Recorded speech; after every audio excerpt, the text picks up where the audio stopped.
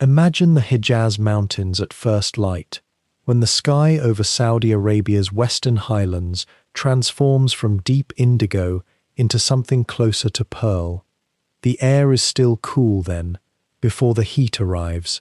Stone faces catch that pale limestone glow, and if you were standing in those highlands a century ago, you would see something remarkable. Not cities yet, but the shapes that would become them.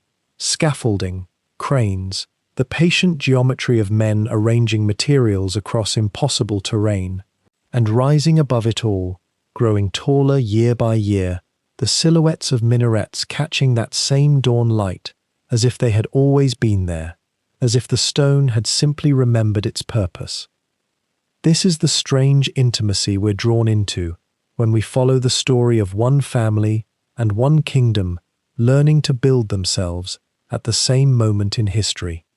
The bin Laden family did not create Saudi Arabia, but for nearly a century they shaped its physical form.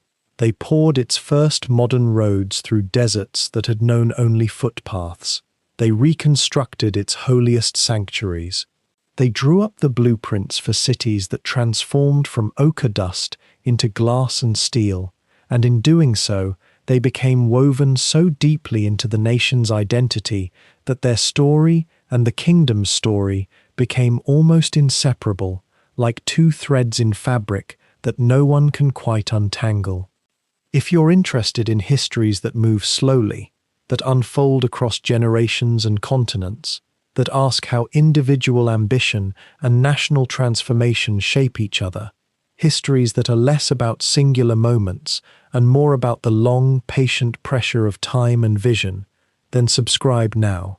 We move through world history here in the manner that history itself moves, unhurried, layered, always revealing new depths beneath what we thought we understood. So let us begin where that pale limestone light begins, at the edges, in the journeys, in the small moments before empire. The story begins, as many do, with migration, with a man crossing water in search of work. The Hadramaut Valley lies in what is now southern Yemen, a region of dramatic vertical geography, where wadis cut deep into high plateaus and ancient frankincense routes once drew merchants from across the known world. It is a place of particular dignity, the Hadramaut, known throughout the Arabian Peninsula for the character of its people. Hadrami families had cultivated a reputation over centuries, as traders, as builders, as men of reliability and religious learning. They were diaspora people. They understood movement. They understood how to establish themselves in foreign ground while maintaining the memory of home. In the early 1900s, as the Ottoman Empire's grip on the Arabian Peninsula began to loosen, and as the modern state of Saudi Arabia was still being imagined into existence, the Hadrami valleys could no longer hold all their sons. Economic pressure, shifting trade patterns, and simple hunger for opportunity sent young men outward. They went to Southeast Asia, to Egypt, to the coasts of the Red Sea. They went to Jeddah. One of them was named Mohammed bin Laden. He was born, most records suggest, sometime in the 1880s. No one keeps precise track of such things in those days. His family was respectable but not wealthy.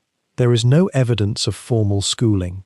But there was something in him, a quality that observers, even much later when he had become powerful, would attempt to describe: reliability, a particular kind of steadiness, a willingness to take on work that others found too difficult, too exacting, too dangerous. Jeddah, when Muhammad arrived, was a port city of considerable but disorganized energy. Pilgrims came through its harbors by the thousands each year, making their way to Mecca, only about 50 miles inland. Merchants arrived with goods from across the Indian Ocean. Money circulated unevenly, opportunity was fractured and scattered, and the city itself was still finding its identity in a newly formed kingdom. It was a place where a young man with no connections, no inherited wealth, and no formal education could still become something if he was willing to work, and if fortune found him at the right moment. That moment was arriving, though no one could have predicted its precise shape. A few years before Mohammed bin Laden began taking on construction contracts in Jeddah, in 1902, a man named Abdulaziz ibn Saud captured Riyadh in a raid that would ultimately expand into the founding of modern Saudi Arabia. Abdulaziz was a warrior prince from the Nejd, the central desert plateau. He was allied with a puritanical Islamic movement known as Wahhabism. Over the next few decades, through a combination of military conquest, tribal alliance, marriage, and shrewd diplomacy, he would unify the fractured territories of the Arabian Peninsula into something resembling a nation-state, the Kingdom of Saudi Arabia, officially proclaimed in 1932. But unifying a kingdom and actually making it function as a cohesive entity were different propositions entirely. The territory was vast, the distances were enormous, the infrastructure barely existed.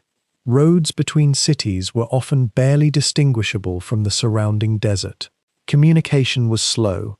The central authority in Riyadh, while expanding, could not reach into all corners of the kingdom effectively.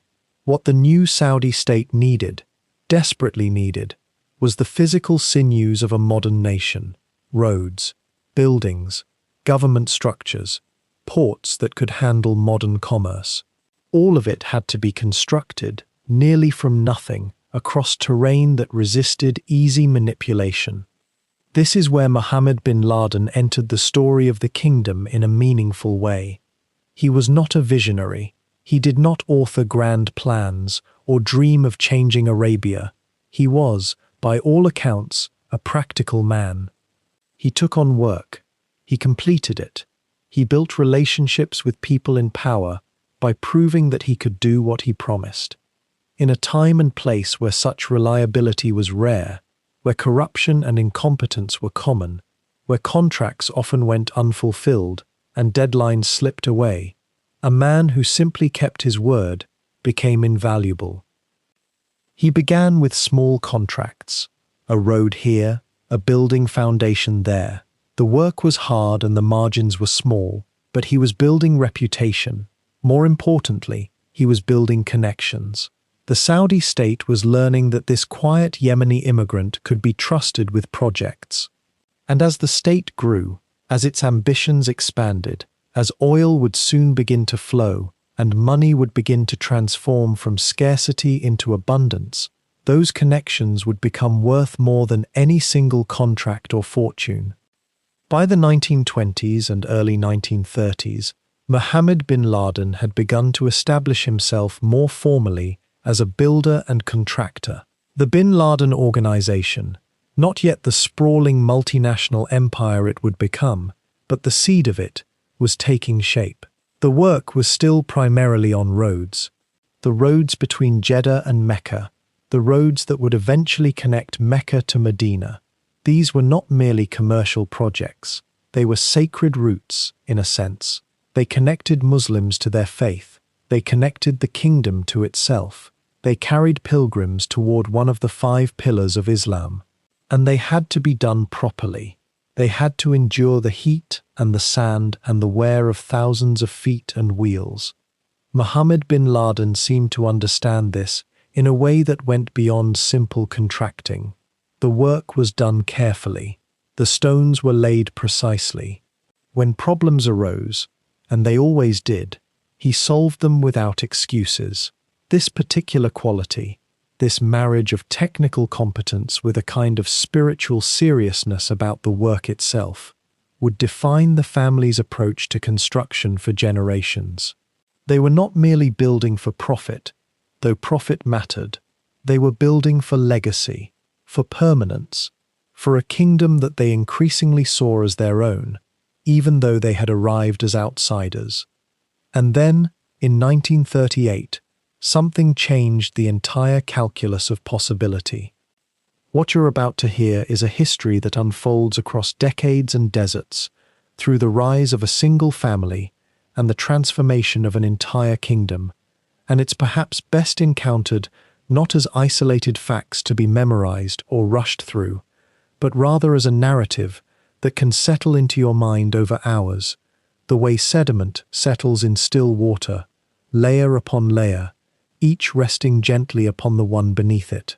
If you find yourself drawn to these unhurried explorations of how the world was built, both literally and figuratively, how human ambition and circumstance and sheer determination carved new shapes into the landscape of nations, consider following along for more journeys like this one, told in the same patient, slow manner that honors both the complexity of the past and the quiet of the present moment in which you're receiving it. The story we're entering is one that scholars and historians have examined from countless angles, yet something essential about it resists simple summary. It's not merely a business history, though it certainly is that, a remarkable account of how a family rose from very little to shape the physical infrastructure of an entire nation. It's not simply a biography of remarkable individuals, though remarkable people populate this narrative at every turn. Rather, it's something closer to a meditation on what happens when personal ambition meets the needs of a young state, when a family's drive to build aligns with a kingdom's desperate hunger to modernize, to connect its scattered peoples, to assert itself on the world stage. And what emerges from that alignment is not just wealth and power, though those certainly followed, but something more tangible and enduring: skylines, roads, bridges, the very stones and steel that house the faithful and shelter the living. Consider, as you allow yourself to sink deeper into this account, that we are about to trace the arc of transformation across roughly a century. We're moving through a period when camel caravans still defined the landscape, when the desert seemed infinite and unchanging, when Jeddah was primarily a port where pilgrims disembarked after arduous journeys across the Red Sea. And then, gradually, almost imperceptibly at first, but with gathering momentum, we watch as concrete foundations replace sand, as modern machinery arrives in the desert, as the kingdom begins the vast project of binding itself together with roads and buildings and infrastructure. It's a transformation that happened not through some grand coordinated plan conceived in a palace, but through the seemingly modest accumulation of contracts, projects, relationships, and the quiet reputation of a man who understood something fundamental about work and reliability in a place where both were desperately needed. What makes this history particularly suitable for contemplation during the quiet hours is precisely that it operates at a scale that human consciousness can scarcely hold all at once. A single road project spanning hundreds of miles, a renovation of a mosque that required the coordination of thousands of workers, the balancing of engineering precision with spiritual reverence. The expansion of a city from perhaps 50,000 souls to millions. These are changes so vast that we tend to experience them only in fragments.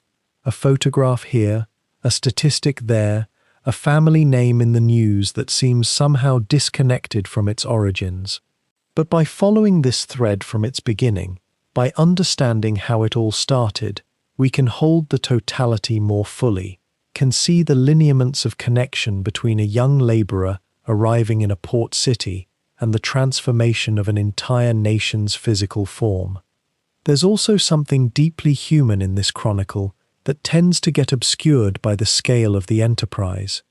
These are not distant, abstract historical figures, but rather people navigating the same fundamental challenges that humans have always navigated: how to build something lasting, how to maintain relationships across generations, how to pass something forward that doesn't simply crumble under its own weight or the weight of time.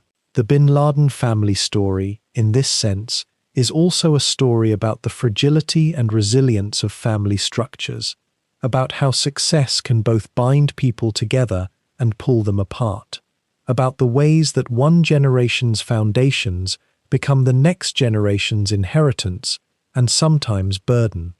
The history we're about to unfold together has the quality of something that deserves to be heard without interruption, without the need for external validation or constant stimulation, in much the same way that the construction projects themselves were undertaken, with patience, with attention to detail, with an understanding that some things can only be built well if they are built slowly.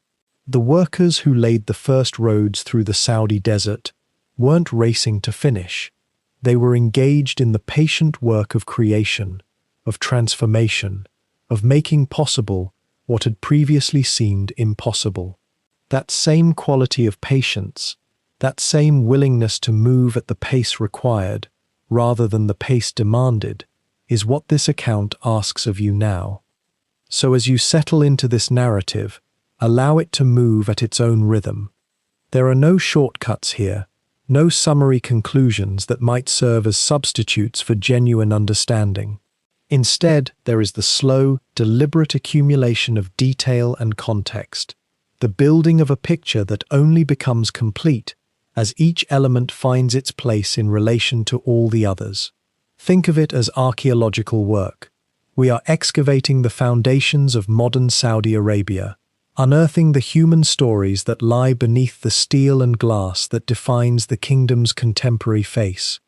And in doing so, we may discover something not only about this particular family and nation, but about how all great transformations occur, how all nations come to be, how individual human effort and ambition, multiplied across time and circumstance, gradually reshape the world.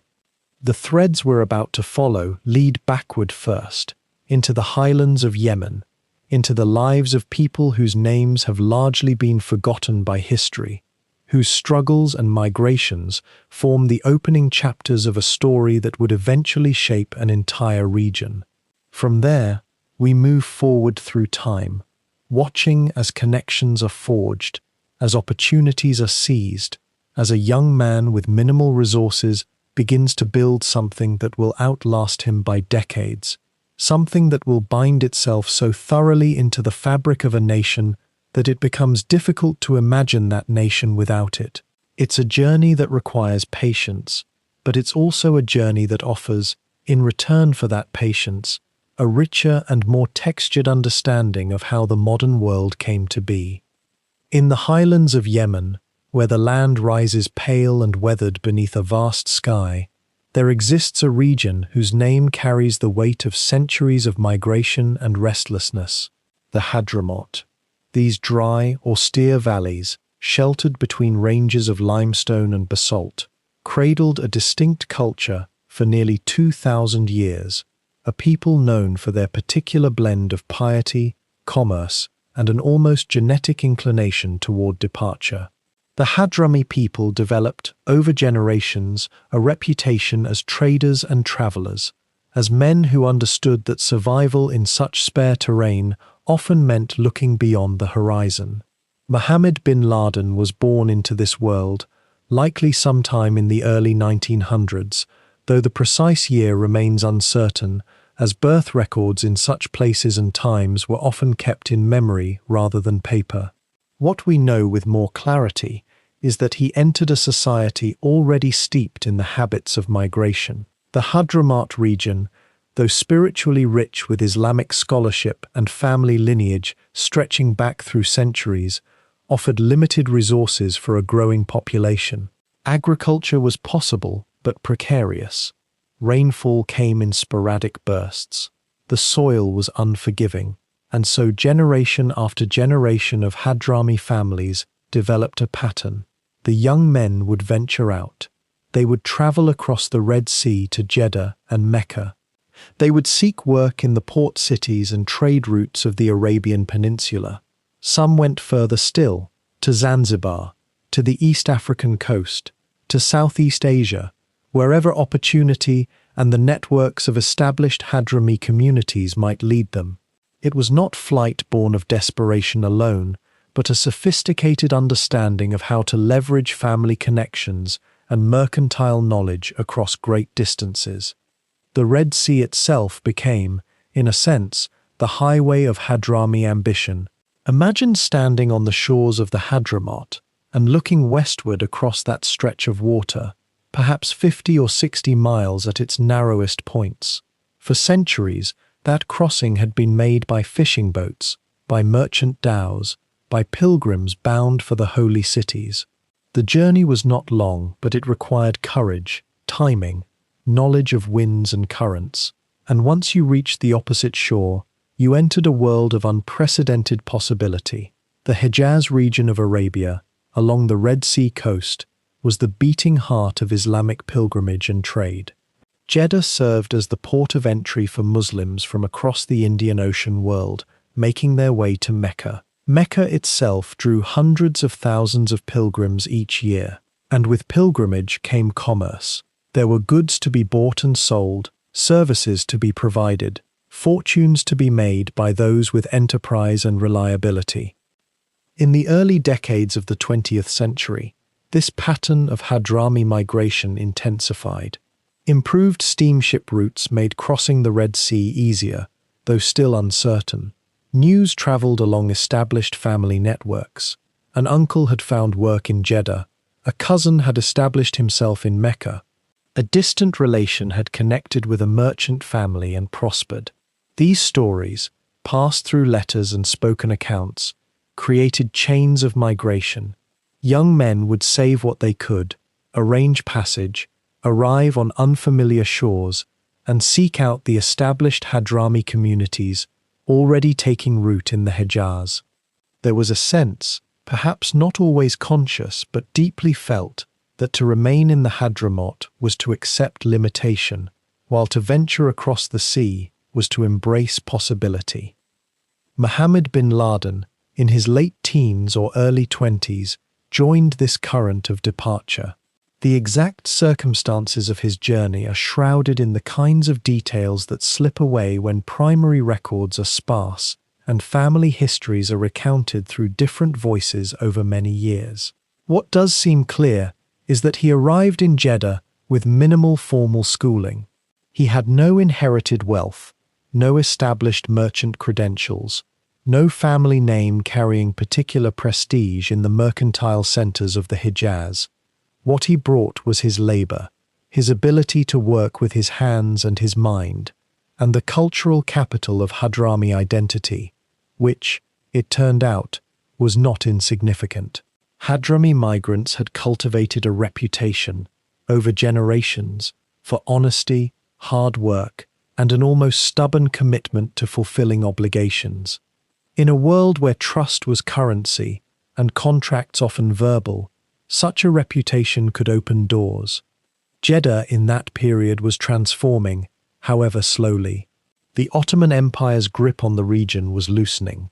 World War I had reshaped the political landscape of Arabia, and though most of the Arabian Peninsula remained economically marginal by the standards of the wider world, Jeddah's position as the gateway port for pilgrimage guaranteed its importance. Thousands upon thousands of Muslims from Egypt, from the Levant, from India, from Indonesia, from West Africa, from every corner of the Islamic world, passed through Jeddah each year on their way to perform the Hajj. They required accommodation, food, goods, transport. They required people to guide them, to arrange their passage inland, to handle their baggage. The city thrummed with a particular kind of transience, a constant flow of arrivals and departures, of fortunes made and lost, of connections forged and severed. And it was in this landscape of motion and opportunity that Mohammed bin Laden began to establish himself. The city was crowded with migrants like himself, young men from Yemen, from the Levant, from across Arabia, all seeking to build something. But Jeddah was also a place where, if you worked harder and more reliably than the next person, if you could be trusted, if you could deliver on promises, you might find yourself advancing faster than you had any right to expect given your origins. This was the world he was entering as he took his first steps on the streets of Jeddah, a world of construction sites and pilgrimage routes, of ambitious rulers and growing needs, of a region on the threshold of transformation. The Hadrami Highlands, where Mohammed bin Laden was born in the opening years of the 20th century, held little promise of the life that would unfold before him. His father, Abdullah, was a merchant of modest means, a man whose trade in spices and cloth connected the remote valleys of Hadramaut to the broader Indian Ocean world, but whose prosperity remained constrained by geography and circumstance. The family had deep roots in that spare, rocky landscape, roots that stretched back through generations of traders and farmers who had learned to extract sustenance from earth that seemed determined to yield very little. Yet there was also in the Hadrami people a restlessness, a centuries-old habit of migration that had taken them across the Arabian Sea to Indonesia and the Swahili coast, to Egypt and beyond. They were, by custom and necessity, a people who understood that opportunity sometimes required leaving home.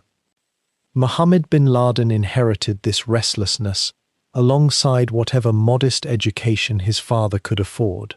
We know little with certainty of his early schooling. No detailed records survive, but all accounts suggest it was minimal by the standards of even that era. He was not groomed for scholarship or religious learning. His literacy was functional rather than extensive. What he possessed instead were qualities less easily measured: a capacity for observation, a memory for detail, a quiet determination that seemed to guide him toward practical solutions rather than abstract theories. These were the tools of a tradesman, not a scholar, and they would serve him far better than a classical education might have in the world he was about to enter. By his early 20s, Muhammad made the crossing that so many young Hadrami men had made before him. The journey from the highlands down to the coast, then by ship across the Red Sea toward the Hijaz, was neither swift nor comfortable, but it was well-traveled, a route worn smooth by generations of merchants and laborers seeking their fortune in the port cities of Arabia's western shore. He carried with him little more than his youth, his willingness to work, and perhaps a letter of introduction from his father to a distant relation already established in one of those bustling harbours. The Red Sea crossing itself, those few days of rolling water under a sky that seemed to press down with an almost physical weight, would have been transformative for a young man from the mountains. Salt spray, the cries of merchants haggling in the crowded hold, the smell of animals and human bodies pressed together in confined spaces, and then, gradually, the approach to land, the silhouette of coastal hills, the spreading sprawl of a city that seemed almost impossibly vast to someone arriving for the first time. He chose Jeddah, or perhaps Jeddah chose him, in the way that great port cities do, drawing in the ambitious and the desperate and the merely curious with an almost magnetic pull. Jeddah in the 1920s and early 1930s was unlike any other settlement in the Arabian Peninsula. While much of the region remained thinly populated desert, organized around scattered oases and the seasonal movements of Bedouin tribes, Jeddah was a place of constant motion, perpetual arrival and departure. It was the gateway through which passed the pilgrims who came each year for the Hajj, that central obligation of Islamic faith that draws believers from across the Muslim world to the holy cities of Mecca and Medina. Hundreds of thousands of them, in waves that crested and receded with the Islamic calendar, all of them passing through Jeddah first, the port of entry for those coming by sea. This meant that Jeddah existed in a state of permanent transformation.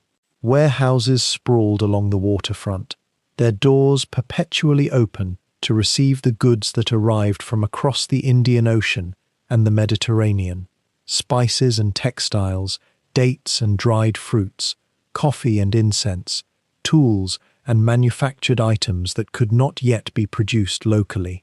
The harbour itself was a forest of wooden dhows and, increasingly, steamships that represented the rising tide of modern maritime commerce.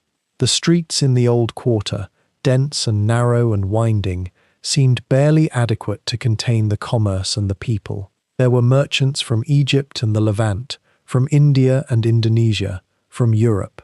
There were money changers and translators and guides, porters and dock workers and sailors waiting for their next voyage. There were also, crucially, the officials and merchants and architects and engineers who served the expanding needs of the Saudi state itself. For Jeddah was not merely a commercial hub, it was also becoming something new, something that would reshape the entire Arabian Peninsula. The Ibn Saud family, having consolidated control over much of the peninsula in the previous 2 decades, was beginning to consolidate not just political power, but also the physical infrastructure of a modern state. Roads needed to be built, government buildings needed to be constructed, the holy mosques required maintenance and expansion to accommodate the growing numbers of pilgrims. Water systems needed to be developed in a landscape where water was as precious as gold. And all of this required builders and engineers and laborers who understood how to organize men and materials, how to manage projects, how to deliver results. The demand was immense, and the supply of qualified people was vanishingly small. Mohammed bin Laden arrived into this moment of opening possibility. He found work as a laborer, initially, perhaps on the docks, or in construction crews that were beginning to reshape the city's waterfront and streets. The work was hard, dusty, physically demanding, exposed to the unrelenting heat of the Arabian coast. But it was steady, and it paid, and more importantly, it placed him among people who were doing something that mattered, building something tangible. He was learning by doing what no classroom could have taught him: how projects were organized, how materials flowed, how men could be coordinated toward a common goal. And he was learning something equally valuable in that moment and place: how to understand what powerful men wanted, and how to deliver it reliably. The port city itself became his school in a different sense. Jeddah in those years was cosmopolitan in a way that most Arabian communities were not. Exposure to merchants from distant lands, to different ways of thinking about commerce and construction, to the possibilities that existed beyond the narrow horizons of the Hadrami highlands. He was observing, always observing, storing away knowledge about how things worked, who mattered, what created opportunity.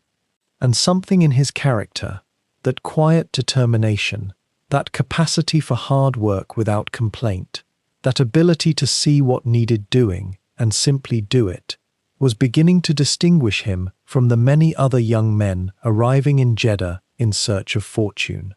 Within a few years, he had transitioned from laborer to foreman, and then to someone who could take on small contracts of his own. This progression was not inevitable or automatic. Many men arrived, worked briefly, and either returned home or drifted into lives of permanent transience. What separated Mohammed bin Laden was a combination of competence, trustworthiness, and an almost uncanny ability to cultivate relationships with the right people at the right moment. He was becoming known, in the quiet way that reputations grow in cities, as someone who did what he said he would do, who completed work on time, who could manage labor forces and deliver results. These are not glamorous qualities, and they do not attract attention in the way that scandal or flamboyance do. But they are the qualities that build empires, quietly and steadily, brick by brick, and contract by contract. In the early decades of the 20th century, across the Arabian Peninsula, a man named Abdulaziz ibn Saud was in the midst of an extraordinary and arduous work, a work not of construction, but of unification.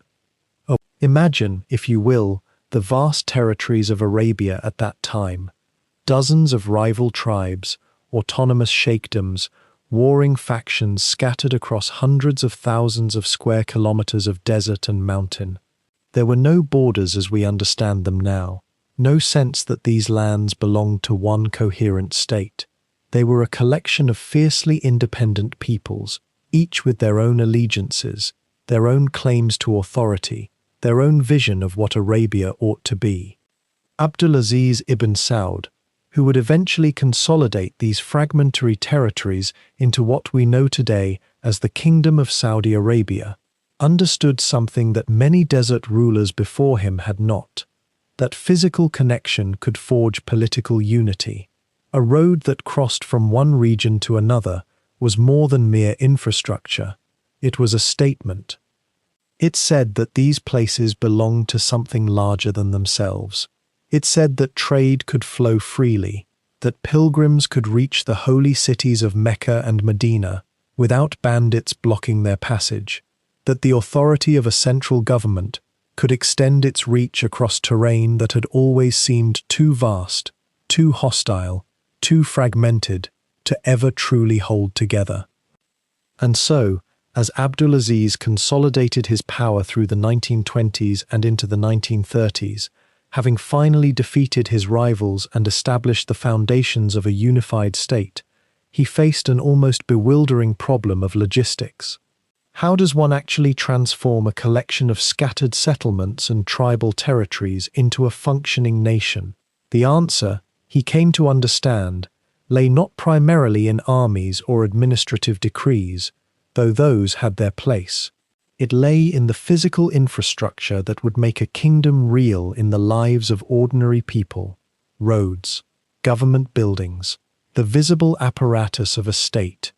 Consider what Jeddah was in those days, when Mohammed bin Laden was still establishing himself as a laborer, willing to take on any work available. The port city was thriving, yes, but the interior, the vast distances between the coastal regions and the holy cities, between Riyadh and the rest of the peninsula, remained largely connected only by ancient caravan routes, by tribal knowledge passed down through generations, by pathways that shifted with the seasons and the needs of nomadic peoples. The desert itself was the primary obstacle, and it was an obstacle that Mohammed bin Laden would eventually help to overcome, though that moment was still some years away. The Saudi state in its earliest form was desperately poor by modern standards, relying on revenue from pilgrimage and whatever trade taxes could be extracted from merchants passing through the kingdom's territories. Abdulaziz had not yet discovered the vast petroleum reserves that would eventually transform everything. That moment of discovery lay ahead, in 1938, when oil would be found and would slowly begin to reshape the kingdom's possibilities.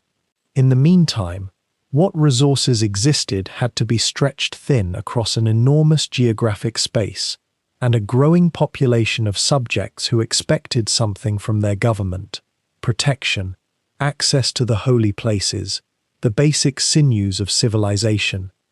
This is where men like Mohammed bin Laden became essential to the vision that Abdulaziz was trying to construct. The kingdom needed builders. It needed people with the willingness to work in harsh conditions, with the skill to organize labor, with the reputation for reliability that would allow them to be entrusted with important projects. These individuals, contractors, laborers, men who understood how to extract value from difficult circumstances, were not merely serving the private interests of merchants or themselves. They were, whether they fully recognized it or not, participating in the very act of nation building. Every road they constructed was a thread binding the kingdom together. Every building they erected was a symbol of centralized authority. The early bin Laden organization, before it would grow into the sprawling empire that would eventually reshape cities, began as something far more modest: a series of contracts for precisely this kind of work.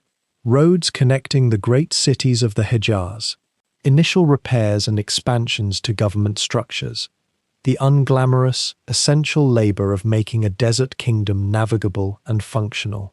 These were not projects that would have drawn the attention of historians at the time, but they were the foundation upon which everything that followed would rest. And they were made possible by a convergence of need and opportunity: a young man from Yemen who was willing to work, and a kingdom desperately in search of the infrastructure to bind itself together. What made a young man from Yemen, with no family name of consequence and no formal education, rise above the thousands of other laborers crowding the port cities of the Hejaz in those early decades of the 20th century? The answer, perhaps, lies in something far simpler than luck or connection. It lies in the quiet accumulation of reliability, in a time and place where reliability was, genuinely, rare. Mohammed bin Laden arrived in Jeddah as one body among many, but he carried with him something that would become his most valuable asset, a reputation for showing up, for finishing what he began, for understanding that in the construction trades, a man's word is the only ledger that matters. In a port city teeming with transient laborers, many of them fleeing hardship, many of them unreliable or prone to disappearing when work grew difficult, Mohammed distinguished himself through the simple discipline of presence. He worked longer than others. He didn't cut corners. He learned the trades not from formal apprenticeship, but from patient observation and the willingness to ask questions. And perhaps most importantly, he listened to what contractors needed, to what the emerging Saudi state required, to what the rhythms of the kingdom demanded. Jeddah in those years was itself a place of constant negotiation and transformation. The city was beginning to feel the first tremors of what would become the modern Saudi state, though most residents didn't yet understand the magnitude of what was unfolding. King Abdulaziz ibn Saud had begun consolidating power across the Arabian Peninsula, and his ambitions were becoming increasingly fixed on one crucial reality. The kingdom was vast, disconnected, held together more by heritage and faith than by roads or communication or any physical infrastructure. The scattered settlements and towns across his dominion were isolated from one another.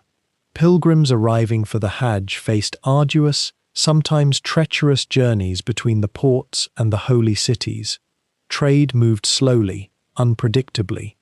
The emerging state needed to bind itself together, and that binding could only happen through construction. Roads first, then buildings, then the thousand small projects that transform a collection of settlements into something that might resemble a modern nation. In those early years of the 1920s and 1930s, the Saudi government began issuing small contracts for infrastructure work. These were modest undertakings by later standards, but they were significant in the context of the time. A stretch of road here, repairs to existing structures there, the clearing and levelling of land for new construction. The contractors who pursued these government projects were competing not just with one another, but with the unpredictability of the desert itself, with limited materials, with the challenge of coordinating labour in a landscape where the simplest logistics could become overwhelming. Many contractors failed, some disappeared, some simply couldn't manage the combination of technical skill, financial responsibility, and diplomatic navigation that government work demanded. Mohammed bin Laden's reputation for reliability began to draw the attention of slightly more established merchants and traders in Jeddah, individuals who had themselves begun to secure small government contracts or who worked closely with the expanding apparatus of the Saudi state. These men, and the early network of traders and builders in Jeddah, was predominantly male, operating within cultural and commercial structures that had existed for centuries, began to notice the young Hadrami laborer. He could be trusted. He understood the language of commitment. He didn't make promises he couldn't keep. In a commercial environment where personal relationships and reputations formed the architecture of all business, this was nearly everything. The transition from laborer to contractor happened gradually, almost imperceptibly. It wasn't marked by a single moment or a dramatic turning point, but rather by a slow accumulation of small opportunities. A contractor who knew Mohammed would recommend him for a job. Someone would hire him not just to work on a project, but to supervise other workers. Gradually, he began taking on projects of his own, small at first, the kind of work that required capital and credit, but also trust. And here, perhaps, was the crucial element. Mohammed had managed to establish enough of a reputation that creditors were willing to extend him capital. In the conservative financial climate of the period, this itself was remarkable. There's a particular psychology to construction work in developing environments, and it applies powerfully to this moment in Saudi history. When you're building infrastructure where none existed before, when you're literally reshaping the physical landscape of a kingdom, the contractor becomes something more than simply a business person executing a task. He becomes a partner in the larger project of nation building.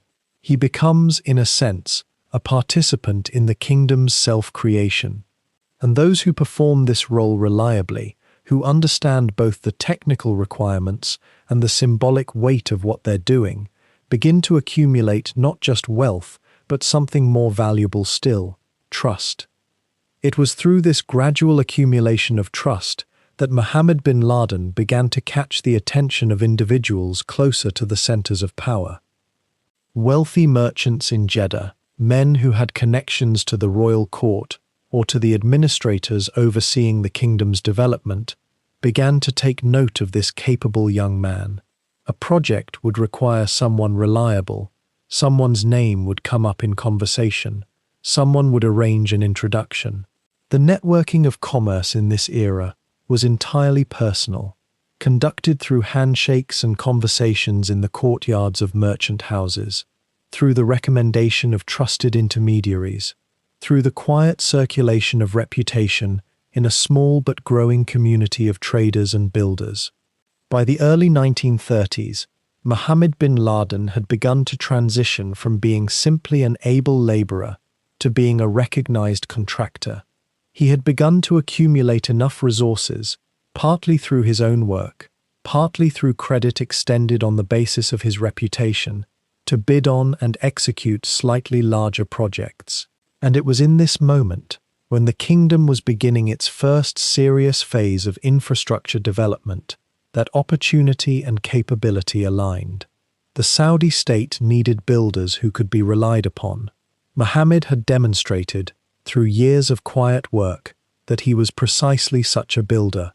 The conditions were in place for something larger to emerge, though neither he nor anyone else could have predicted precisely what form his ascent would take, or how completely his life would be transformed by a kingdom that was itself being transformed by oil and ambition, and the slow but inexorable movement of history.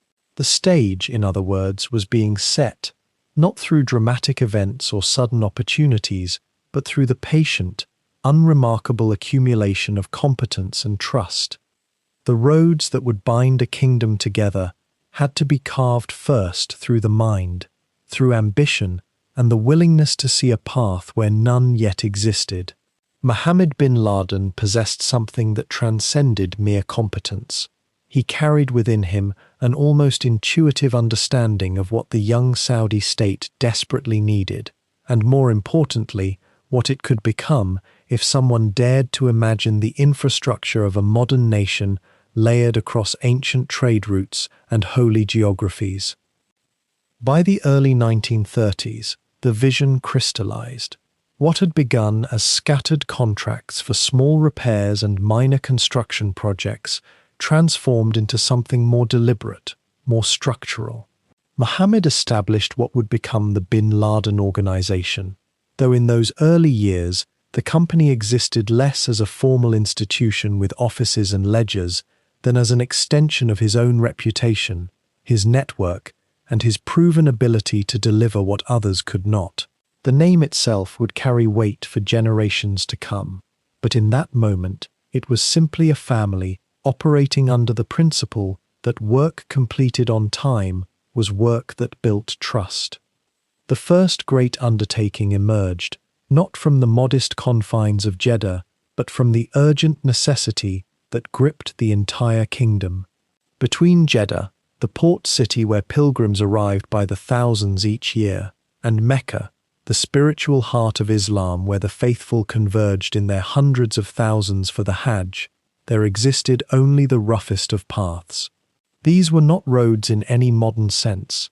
They were trails worn into the earth by centuries of caravans and pilgrims, treacherous in their inconsistency, impassable during certain seasons, a test of endurance rather than a reliable thoroughfare. King Abdulaziz understood with crystalline clarity that a unified kingdom required unified movement. How could authority extend across desert territories if princes and officials, supplies and soldiers, pilgrims and commerce could not move with any predictability or safety? The roads were not merely practical necessities, they were the nervous system through which a nation's will could be transmitted. To build them was to transform territory into nation. Mohammed bin Laden won the contract to construct a modern road between Jeddah and Mecca. It was a task that would have daunted many established firms, yet here was a man who had arrived in the kingdom barely 2 decades earlier with nothing but his hands and his determination. Consider for a moment what this road represented.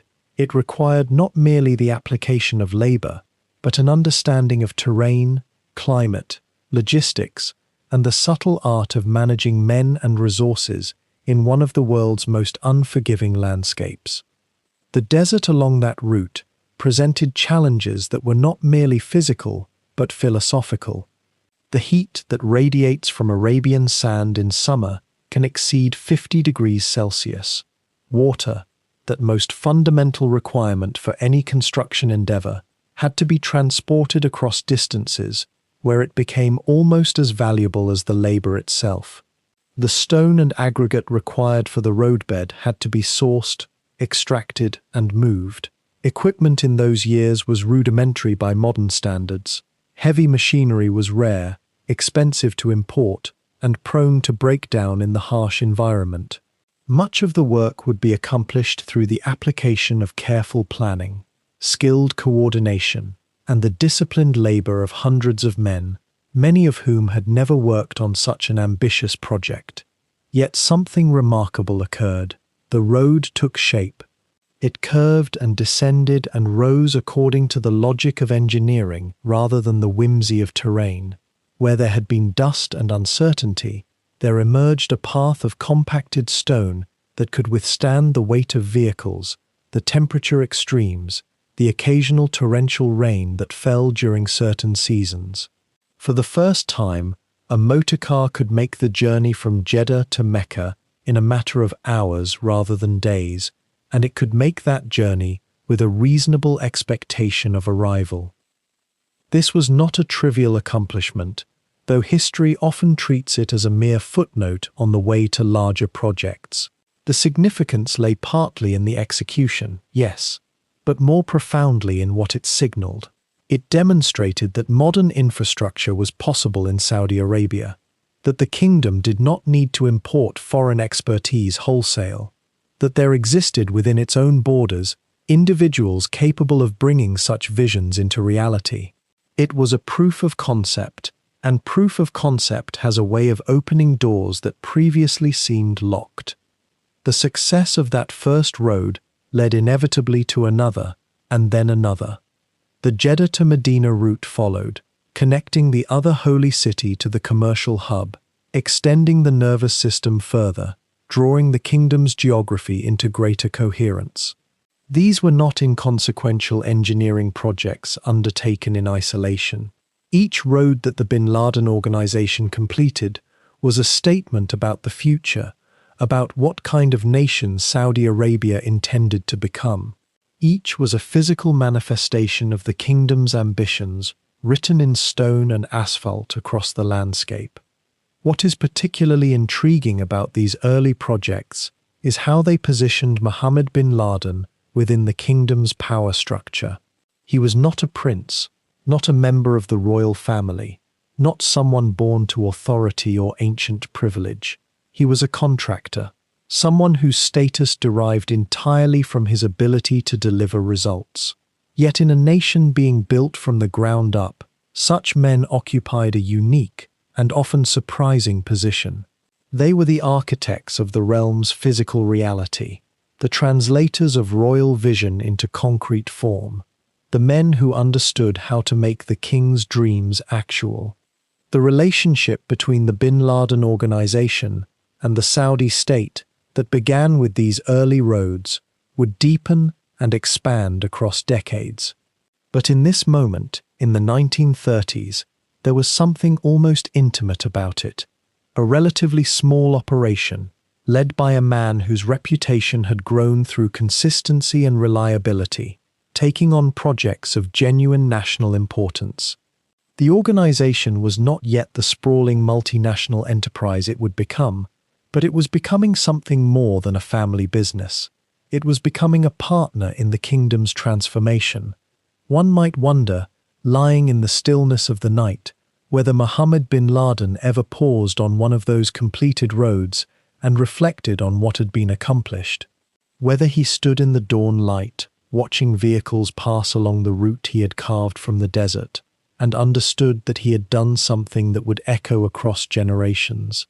Whether he grasped, in those quiet moments, that he had helped to reshape not merely the physical terrain of Arabia, but its relationship to modernity itself. The story of Mohammed bin Laden's rise coincides with something far larger than any single family's ambition. On the 23rd day of May in 1938, a drilling rig near the coastal settlement of Dammam struck something that had been waiting beneath the Arabian sand for millennia: oil. Not a trace, not a promise, but an almost incomprehensible abundance of it, flowing steadily upward through the earth, as if the kingdom itself had been holding its breath and finally exhaled. For decades before that moment, the Arabian Peninsula had seemed to the outside world like a place of limited economic possibility. It was a land of pilgrims and traders, yes, merchants who had moved across its routes for centuries, but also a kingdom struggling to consolidate itself, straining to assert authority over vast, sparsely populated deserts where travel itself was an act of endurance. The early Saudi state had been built on ambition and religious legitimacy, but it had been built on very little money. King Abdulaziz and his administrators had understood, perhaps more clearly than anyone, that you cannot hold together an empire this vast without roads, without posts, without the physical connective tissue that transforms scattered settlements into something resembling a nation. And now, quite suddenly, there was wealth, unimaginable wealth. Not overnight, and this is an important shadow to cast across the golden narrative, the transformation unfolded gradually, almost reluctantly at first. The oil companies negotiated, the first revenues trickled in slowly, and the infrastructure needed to extract and export petroleum had to be built before the kingdom could truly benefit from what lay beneath its soil. But by the 1940s, the reality had begun to settle in. Arabia possessed not merely resources, but leverage. The modern world ran on petroleum, and Arabia had reserves that would dwarf almost everything else known to exist. What does this mean for Mohammed bin Laden's story? It shifts the entire landscape of his opportunity. Until this moment, his contracts had been modest by necessity. Roads between religious cities, simple buildings, repair work, expansion of existing structures. The scale was limited not by ambition, but by budget. A kingdom with little revenue could commission only what it desperately needed and could afford. But as oil revenues began to accumulate in the royal treasury, as the 1950s approached and then arrived, the nature of royal patronage transformed entirely. The king could now imagine bigger projects, grander projects, projects that would reshape the entire appearance of his kingdom and announce to the world that Saudi Arabia was no longer simply a place of historical significance. It was becoming modern, becoming powerful, becoming wealthy. This shift did not happen everywhere at once. Riyadh, the inland capital, would take longer to transform. The desert around it remained dust and scattered buildings through much of the 1940s and 1950s. But Jeddah, where Mohammed bin Laden had made his base, where the oil companies conducted business and foreign merchants gathered, began almost imperceptibly to change. New buildings rose, the port expanded, and with each expansion, the demand for reliable construction companies grew. The Bin Laden organization, having established itself through years of hard work on smaller contracts, found itself positioned at precisely the right moment to benefit from the kingdom's newfound ambitions. It was as though a door had opened, and the light coming through it was petroleum-colored and infinite. The psychological effect of this discovery rippled through Saudi society in ways both subtle and profound. For generations, the kingdom had been oriented toward consolidation and survival. Now, suddenly and for the first time, it could be oriented toward growth, toward transformation, toward the creation of something that had never existed before, a modern Arabia, not in imitation of the West necessarily, but as a new thing entirely, a kingdom rooted in Islamic tradition, but armed with the resources to build, to expand, to project its power across both the physical and economic landscape. The connection between the discovery of oil and the rise of the Bin Laden family is not one of direct causation, but rather of confluence. Mohammed bin Laden had already built his reputation on reliability and competence before Dammam. But once the kingdom's revenues began to grow, once the royal will to transform the landscape crystallized into actual budget and actual ambition, his years of steady work became an asset of immeasurable value. He was not merely a contractor who could build roads. He was someone the king had come to trust, someone who understood how to work in Saudi terrain, how to manage labor in the heat, how to deliver projects on time and on budget. Consider for a moment what it must have felt like for the young contractors and engineers working across Saudi Arabia in the late 1930s and early 1940s, that strange interregnum when oil had been discovered, but its transformation of the kingdom had not yet fully begun. There was anticipation in the air. There was a sense that something was shifting. The old ways of doing things would not suffice much longer. There would be calls for speed, for scale, for ambition, on a level that had never been attempted before. And those contractors who had proven themselves in the smaller projects of the recent past would find themselves with opportunities that would have seemed impossible to imagine just years earlier. The petroleum wealth did not make the work any easier, of course. If anything, as budgets expanded and projects grew more ambitious, the demands became more intense, more exacting, more complex. But it did expand the possible. It created room for a family to not merely survive and prosper, but to build something approaching a dynasty, a construction company that would grow to employ tens of thousands of workers, a family name that would become synonymous with the physical transformation of the kingdom itself. That oil, flowing up from beneath the sand, was not destiny, but it was opportunity, and opportunity is often more powerful than fate. The contracts Mohammed bin Laden won in those early years were small enough that most of Jeddah's merchants could have overlooked them entirely, yet something in the way he moved through his work had begun to catch the attention of people who mattered. When the king's representatives came to inspect a road being laid or a building rising from the dust, they noticed not the grandeur of what was being built, but the precision with which it was being built. There was a reliability to Mohammed's operations, a respect for timelines and budgets that stood in sharp contrast to the often chaotic nature of construction work in the Arabian Peninsula. He did not make excuses for delays. He did not pad his estimates with hope. This reputation, modest though it began, slowly drew him into larger circles of influence.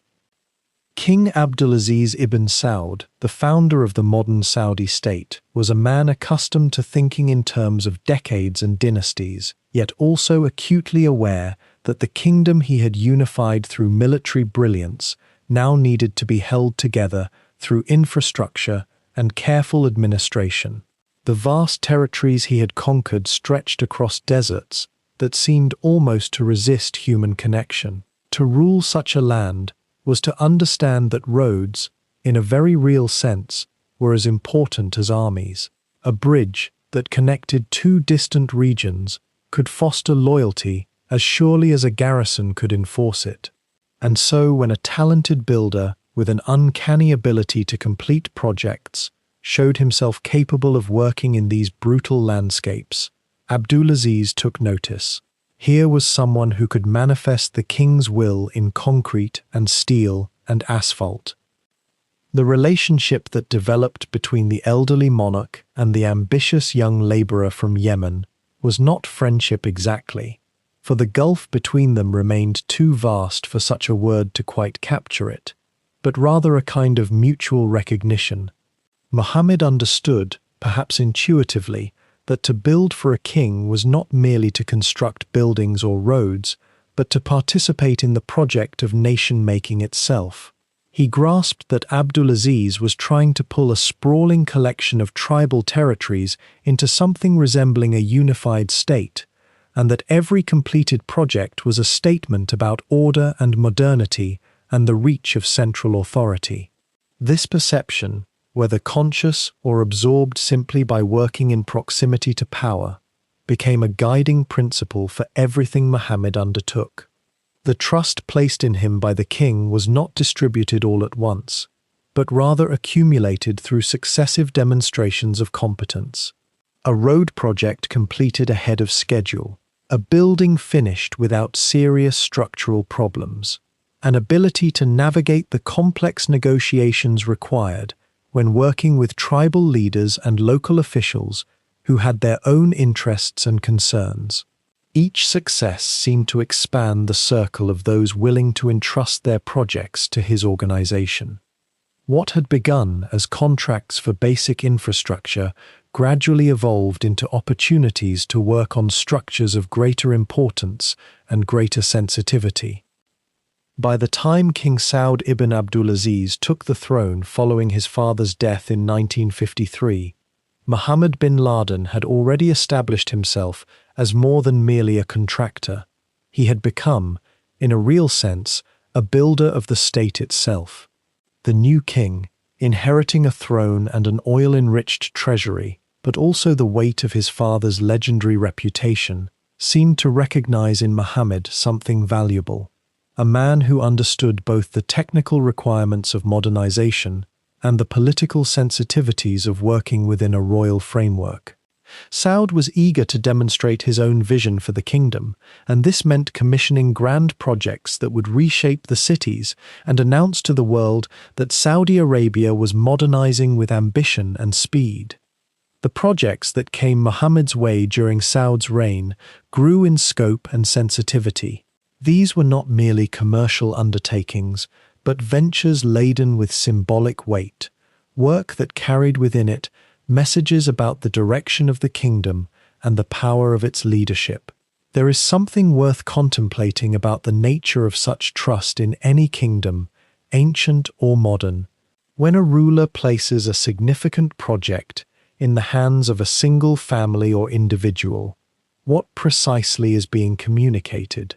Certainly there is confidence in technical ability, but there is also something deeper, an implicit delegation of the king's vision and will. The builder becomes a kind of instrument through which the monarch's imagination takes material form. The fact that Muhammad was not of the Arabian Peninsula's traditional elite, that he had arrived as a migrant laborer with no family connections to the Nejdi heart of power, made his rise all the more remarkable. In many contexts, such an outsider status might have worked against him, but in the particular circumstances of Saudi Arabia's rapid modernization, it may have actually worked in his favor. He represented no competing power base. He had no tribal allegiances that might cloud his judgment. His loyalty could be read as more purely transactional, and therefore more reliable than someone caught in the web of dynastic rivalries and regional factions that characterized the kingdom's internal politics. Yet this closeness to power, This growing intimacy between the bin Laden organization and the royal family also began to change the nature of the family's business itself. They were no longer simply builders competing in an open market, subject to the same forces and constraints as any other contracting firm.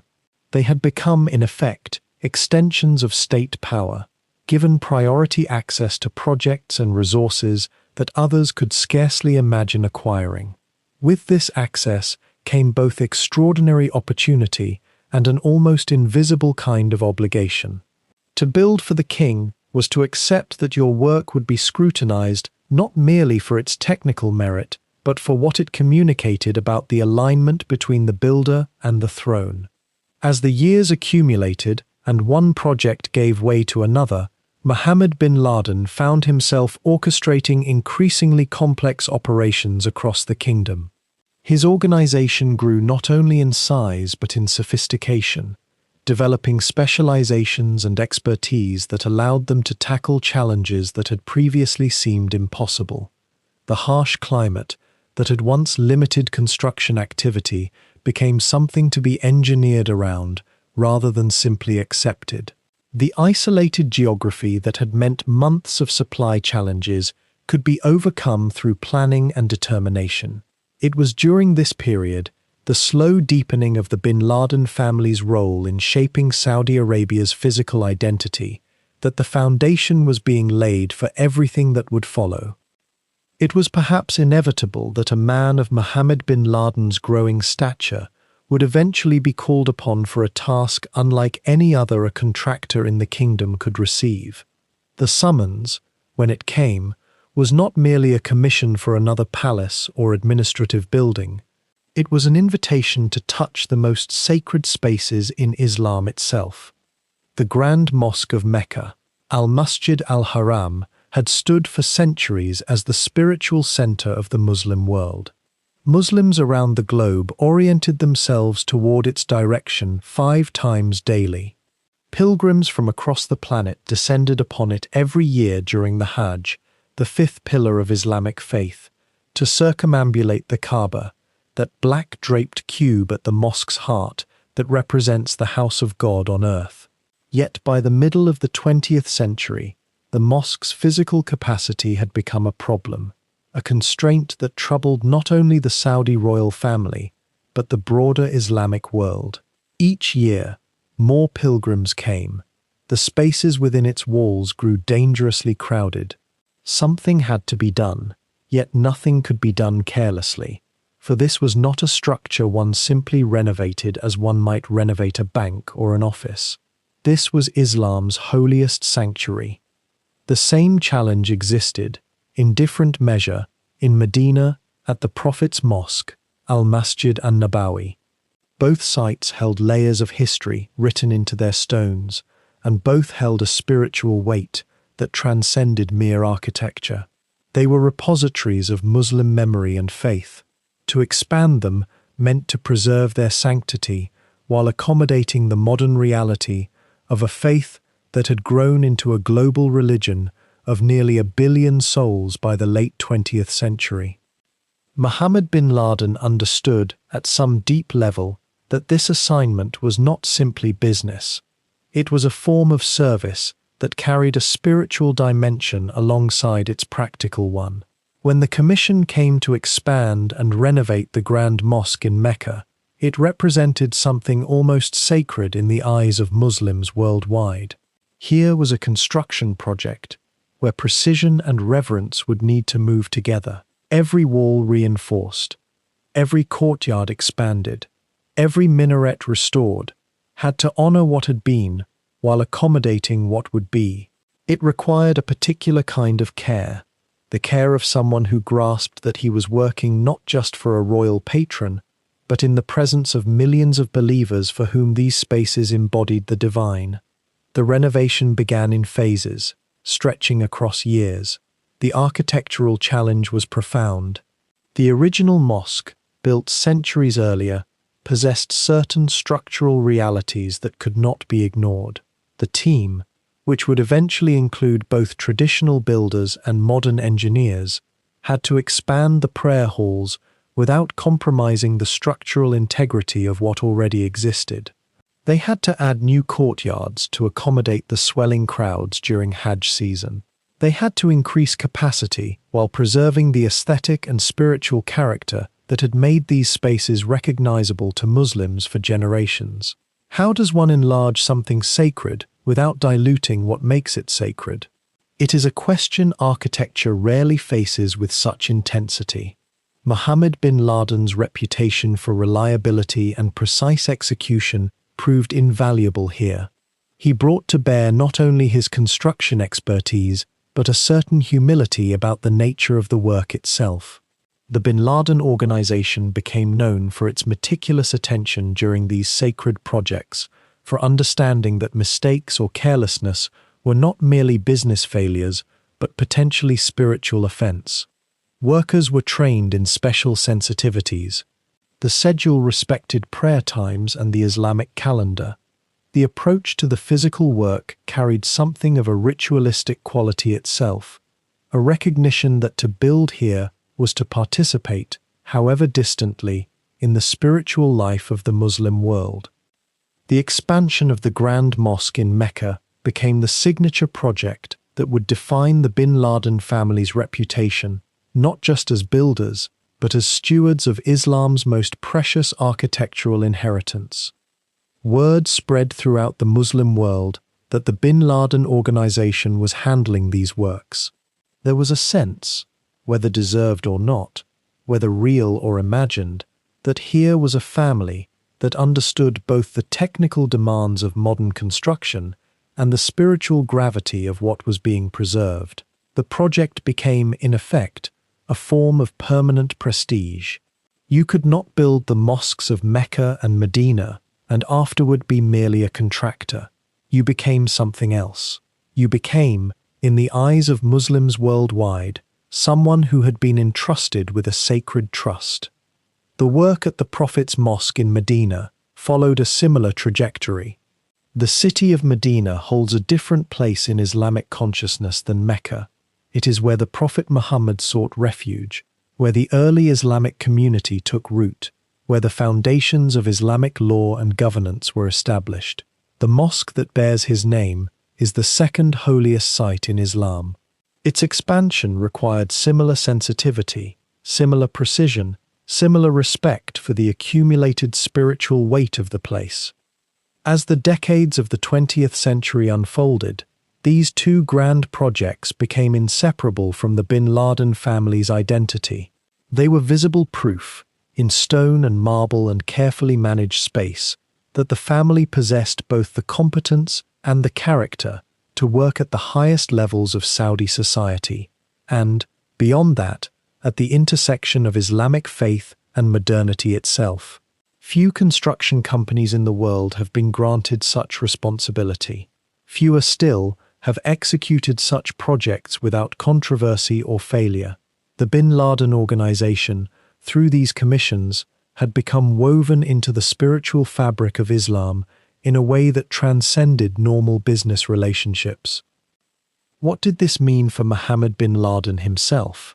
It meant that his position in Saudi society had fundamentally transformed. He was no longer a young migrant from Yemen hoping for steady work.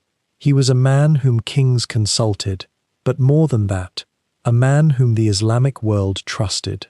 His name, once unknown, had become associated with permanence, with reverence, with the most important spaces a believer might ever occupy.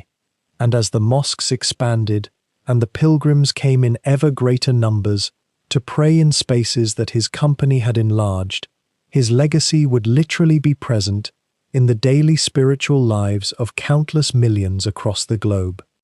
The task of expanding a mosque that had stood for nearly 1,000 years was not simply an engineering problem.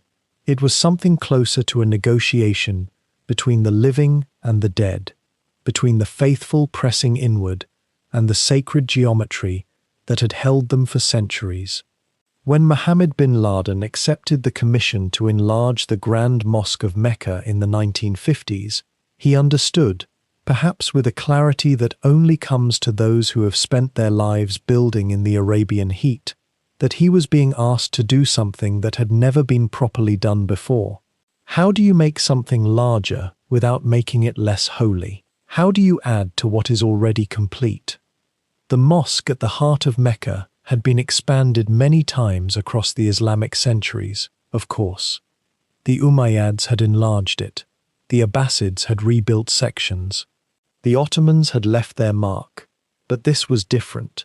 The 20th century demanded scale. The number of pilgrims arriving for the Hajj was growing year by year, decade by decade. The narrow, winding passages that had once sufficed for tens of thousands now choked with hundreds of thousands. The faithful stood shoulder to shoulder in summer heat that could approach 50 degrees Celsius. There was a real danger, not merely of discomfort, but of catastrophe. A crush could kill. And so the decision came down from the palace, and it found its way to the Bin Laden organization. Expand the sacred mosque. Do it carefully. Do it right. The existing structure was not a single unified building in the way that a modern architect might imagine it. It was layers upon layers of different periods, different styles, different materials, all somehow held together by centuries of prayer and the profound weight of Islamic tradition. The Kaaba itself, that black stone cube at the very center, toward which all Muslims orient themselves 5 times daily, could not move. The colonnade surrounding it could not be disturbed. The geometric relationships between courtyard and portico, between entrance and sanctuary, had acquired over time an almost sacred mathematics of their own.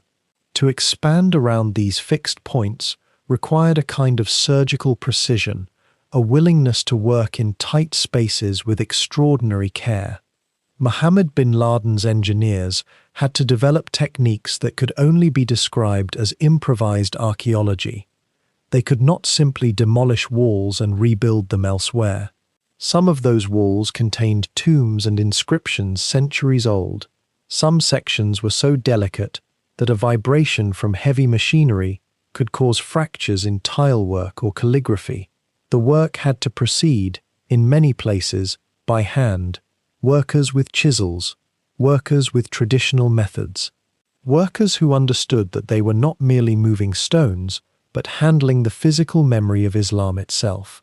The courtyard, the vast open plaza where so many pilgrims gathered, needed to expand. This meant extending outward from the existing walls, which meant acquiring property in the ancient neighborhoods that surrounded the mosque. It meant negotiating with families who had lived in those tight alleys for generations. It meant a kind of urban surgery that was, in its own way, as delicate as anything happening inside the mosque itself. The city that had grown up around the sacred mosque would have to partially reshape itself. Houses would come down, narrow streets would be erased from the map. The flow of human movement through Mecca would be fundamentally altered. The engineers faced questions that had no clear answers. What was the proper ratio between the interior prayer space and the surrounding courtyard? How many pilgrims needed to fit, and where? Should the expansion prioritize quantity, fitting in as many bodies as possible, or should some consideration be given to preserving the experience of intimacy and transcendence that the faithful had always felt in these spaces? These were not technical questions. They were almost philosophical ones, and yet they had to be answered in stone and concrete and careful mathematics. The marble work alone presented mysteries. The existing floor of the courtyard was, in many sections, composed of stones laid centuries before. They had been chosen for their color, their texture, their subtle variations. To match new marble to old marble meant sourcing stones that were not merely the same color, but that carried the same patina of age, the same quality of light. It was impossible to truly match. What you could do instead was create a harmony that acknowledged the difference while respecting the continuity. The new marble would be slightly different, perhaps, but it would be beautiful, and over time, perhaps, it too would acquire the soft shine of centuries. The minaret, the tower from which the call to prayer echoed across the city, could not be moved, but it could be slowly surrounded. New construction would rise around it, encircling it in a new geometry of space and sound. The echo of the adhan, the Muslim call to prayer, would change. The sound that had travelled in one particular way for centuries would now refract and travel differently. What had been a solitary voice calling across the desert from a single point would become something more complex, more layered. Was this an improvement, or was it a loss? The question hung in the minds of those who had grown up hearing that call in its original form. The engineering challenges multiplied when you moved beyond the visible structure into the unseen infrastructure that a modern mosque needed. There was no such thing, in the 1950s, as a 500-year-old electrical system. There were no ancient plumbing networks designed to serve the volumes of water that modern pilgrims required for their ritual ablutions. These utilities had to be threaded through and under and around the sacred spaces without damaging them, without introducing any jarring note of modernity into the experience of prayer. Electricity had to light the mosque without making it feel electric. Water had to flow without the sound of pipes drowning out the recitation of Quranic verses. And there was the matter of the seasons. The expansion work could not proceed during the Hajj season, when millions of pilgrims filled the mosque. Construction had to pause for those weeks. This meant that projects that might normally take a single continuous year of work took several years, with interruptions built in, with rhythms that followed not industrial logic, but the Islamic calendar. Ramadan arrived, and the mosque filled with even greater numbers of worshippers seeking spiritual nourishment. Work stopped. Then, after the holy month had passed, the work resumed. There was something almost meditative about this rhythm, this acknowledgement that some places could not be merely optimized and accelerated. They had their own pace. The engineers had to imagine what a mosque should sound like. Acoustics, in a space that large, with that many people, with hard surfaces and soft rugs interspersed, created patterns of sound that were almost unpredictable. A voice from the mihrab, the niche indicating the direction of Mecca within the mosque, needed to carry to the farthest edges of the courtyard without becoming an unintelligible echo. The rhythm of hundreds of thousands of feet moving across the floor needed to create a kind of white noise that blended into the background rather than overwhelming the sacred words being spoken. These were not calculations you could simply run through equations. They required intuition. They required testing and listening. They required a deep understanding of how space itself shapes the human experience of spirituality. The scale of what was being attempted becomes clearer when you consider the numbers. The expansion of the Haram al-Sharif, as the complex of the sacred mosque and its courtyards was known, meant increasing the available prayer space by tens of thousands of square meters. It meant moving earth and stone in quantities that required heavy machinery, cranes, bulldozers, dump trucks, none of which had really been used in such sensitive contexts before. These machines had to be operated with restraint, with a kind of conscious gentleness that went against their nature. They were designed to move mountains. Here they had to move single stones with the care of a jeweler. The cognitive dissonance of watching a bulldozer proceed at a snail's pace, stopping frequently, waiting, watching, perhaps seemed faintly absurd, but it was necessary. And yet, through it all, the mosque remained a functioning house of worship. 5 times daily, the call to prayer still sounded. Muslims still came to pray, navigating the construction zones, the temporary barriers, the scaffolding and the dust. The work was woven into the lived experience of faith. For some, the inconvenience was simply part of the privilege of worshipping in Islam's holiest site. For others, the construction itself, the visible effort to accommodate growing numbers of believers, might have felt like a kind of prayer in its own right. a physical manifestation of the faith's durability and growth. And yet, for all the great architectural triumphs that bore his name, Mohammed bin Laden remained in many ways a figure shaped by the older traditions of the lands from which he came, the patriarchal structures of Hadrami and Arabian society, the customs that had governed family life for centuries across the Red Sea and the peninsula. These found their fullest expression in the household he built as his fortune grew. By the standards of the 20th century's Western gaze, it would seem extraordinary, a sprawling, interlocking arrangement of wives, children, step-siblings and cousins that numbered in the dozens, but by the customs of the time and place, it was the structure through which a man of substantial means demonstrated not just his wealth, but his obligations and his vision for dynastic continuity. Muhammad took multiple wives across the decades of his life, as Islamic law and his station permitted. Each marriage, historians and family biographers have noted with careful restraint, was attended to with its own particular circumstances and consequences. Some unions were brief. Others lasted and produced children who would inherit not just a fortune, but a share of an increasingly intricate family apparatus. The children themselves, there would be more than 50, though the precise number remains somewhat obscure in different accounts, were distributed across generations and across the various maternal lines, creating what one might describe as a household of concentric circles. There was the eldest, Salem, born to one of his earlier unions, who would bear the weight of succession. There were the younger sons, who would find their own niches in the family business. And there were the daughters, whose roles, though often less visible in the historical record, were no less consequential in the patterns of the household's social and financial arrangements.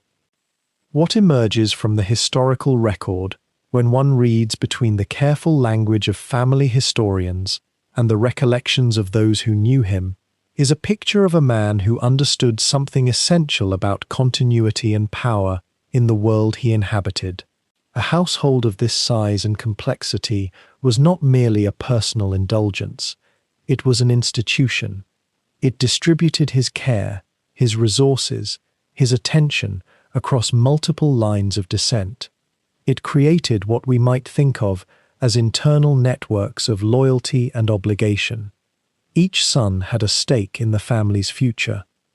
Each family unit had reason to see themselves as part of something larger than themselves. The household became, in essence, a living business model, one that predated the formal corporatization of the Bin Laden organization, yet contained within it the seeds of how such an organization might be structured and governed. The children who grew up in this environment, what might their experience have been? Some were born in Jeddah, raised in the swelling comfort of the family's growing wealth. Others were born abroad, their mothers sometimes traveling with Muhammad to construction sites or to places where he maintained interests. The eldest among them would have observed their father's ascent directly, watched as he moved from being a contractor to being a man of standing in the royal court. They would have absorbed, through osmosis and through explicit teaching, the codes of conduct that governed business in a kingdom where personal relationships and family honor remained central to every transaction. The younger ones, born into an already established empire, would have inherited different expectations.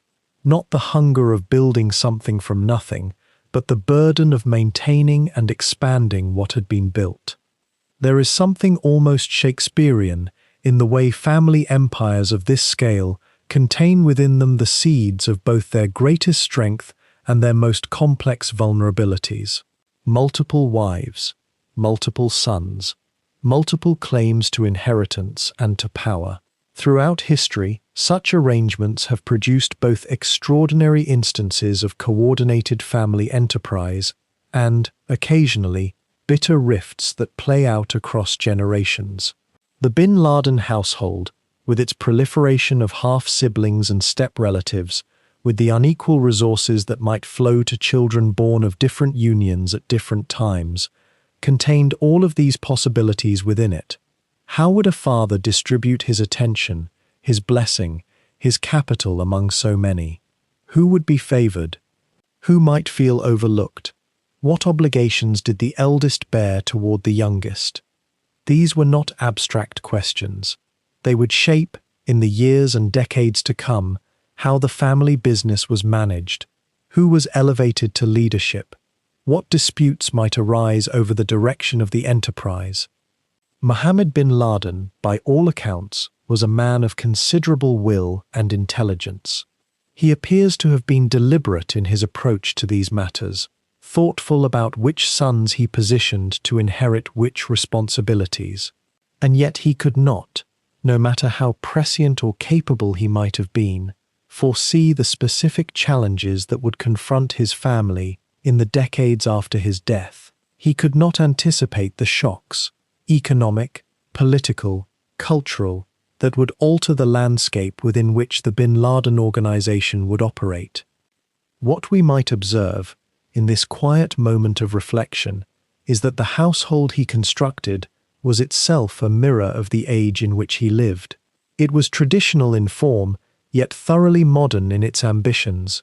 It drew on ancient customs of patriarchal authority and dynastic succession, yet it was designed to manage an industrial-scale enterprise operating in the 20th century. The children of Mohammed bin Laden grew up immersed in this duality, inheritors of old ways, yet participants in a radically new world. They would inherit not just money and property, but a complex web of family relationships, royal patronage, business traditions, and cultural expectations. And within a generation, they would face the question that every family business must eventually confront. What becomes of this when the founder is no longer there to guide its direction? What few people who were not intimately bound to the Saudi royal court understood, or perhaps could have understood at that moment in August of 1967, was how suddenly a man's entire constructed world, literally the empire of buildings and roads and projects stretching across a kingdom, could come undone. Mohammed bin Laden was in Jeddah that summer. He had moved through his days as he always did, between royal audiences and construction sites, between the calculations of his vast household and the arithmetic of contracts worth millions. He was in his mid-50s then, a man who had built a life from almost nothing, who had earned the trust of kings, who stood at the exact center of his own creation. And then, without warning, a small aircraft carrying him from Jeddah to Medina encountered trouble in the sky. The details were sparse, as they often are with such sudden losses. Perhaps it was mechanical failure. Perhaps it was the heat and the dust of a Middle Eastern summer catching the engine at the wrong moment. Whatever unfolded in those final moments, the plane fell. Mohammed bin Laden was gone. The news moved through Jeddah first, then Riyadh, then across the kingdom, like a tremor beneath stone. A man of his magnitude did not simply vanish. The bin Laden organization did not pause. It was too large, too woven into the nation's infrastructure. But something fundamental had shifted. There was no single heir apparent, no obvious successor, the way a crown prince might simply inherit a throne. Mohammed had fathered more than 50 children with his many wives, and while not all of them would be involved in the family business, some lived in other countries, some were too young, some had chosen different paths. There were many sons old enough and capable enough to have claims, however implicit, to lead what he had built. The question that hung unspoken in those first weeks after his death was one that had never needed to be asked while he lived. What happens when the architect is gone? Who maintains the vision? Who holds together an empire, held together primarily by the force of one man's personality and his singular relationships with the royal family? The construction projects that were already underway, and there were dozens of them, could not stop. Contracts signed with the government could not be abandoned. The thousands of workers employed by the organization needed direction and payment. The reputation that Mohammed had so carefully cultivated that reputation for delivering what he promised, for understanding the delicate dance between ambition and service to the kingdom, that reputation had to be preserved. There is something about the death of a founder that creates a peculiar vacuum, a moment suspended between the old order and whatever will replace it. In the West, corporations have structures in place for such transitions, bylaws and boards of directors, documents that specify who inherits what and when. But the Bin Laden organization was not a Western corporation, and Saudi Arabia, in 1967, was not a nation with those kinds of institutional safeguards. The business was intensely personal, defined by personal relationships. And now, those relationships had to be rebuilt, had to be transferred and reformulated and channeled through new faces, new voices. Would the royal family maintain its trust in the Bin Laden brothers the way it had trusted Mohammed? That was perhaps the central uncertainty. The surviving sons, by most accounts, moved quietly but decisively. There was no dramatic power struggle recorded, no public conflict over who would lead, though we might wonder, and perhaps we should wonder, what private conversations took place in the months following Mohammed's death. His eldest son from one of his earlier marriages was Salim bin Laden, a man who was already substantially involved in the family business, who understood the operations and the politics. Salim was perhaps in his late 30s at that time, old enough to command respect, experienced enough to navigate. There were other brothers, of course, other sons who had their own ideas about the future. But the transition that took shape, though not without its inevitable frictions and adjustments, seems to have centered on Salim stepping forward as the primary leader and decision-maker, at least in the most visible and public sense. What is striking, looking back at that moment, is how little public acknowledgement there seems to have been of any instability or crisis. The kingdom's press, controlled as it was, would not have reported internal family conflicts even if they existed. But by other measures, by the continued flow of contracts, by the continued expansion of projects, by the apparent confidence of the royal patrons who had relied on Mohammed, the transition appears to have held. This suggests that either the succession was handled with remarkable smoothness, or that the brothers managed their differences with discretion, or more likely both. Perhaps Salim had already been grooming himself for such a role. Perhaps the other brothers, for various reasons, preferred not to fight for absolute control. Perhaps the weight of the enterprise itself, the sheer momentum of its size and scope, carried it forward regardless of exactly who was steering. And there was another factor that would have smoothed the transition, though it might seem to us a strange comfort.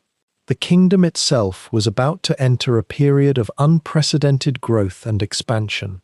The oil wealth that had been building, that had been flowing more steadily through the 1960s, was about to accelerate dramatically in the following decade.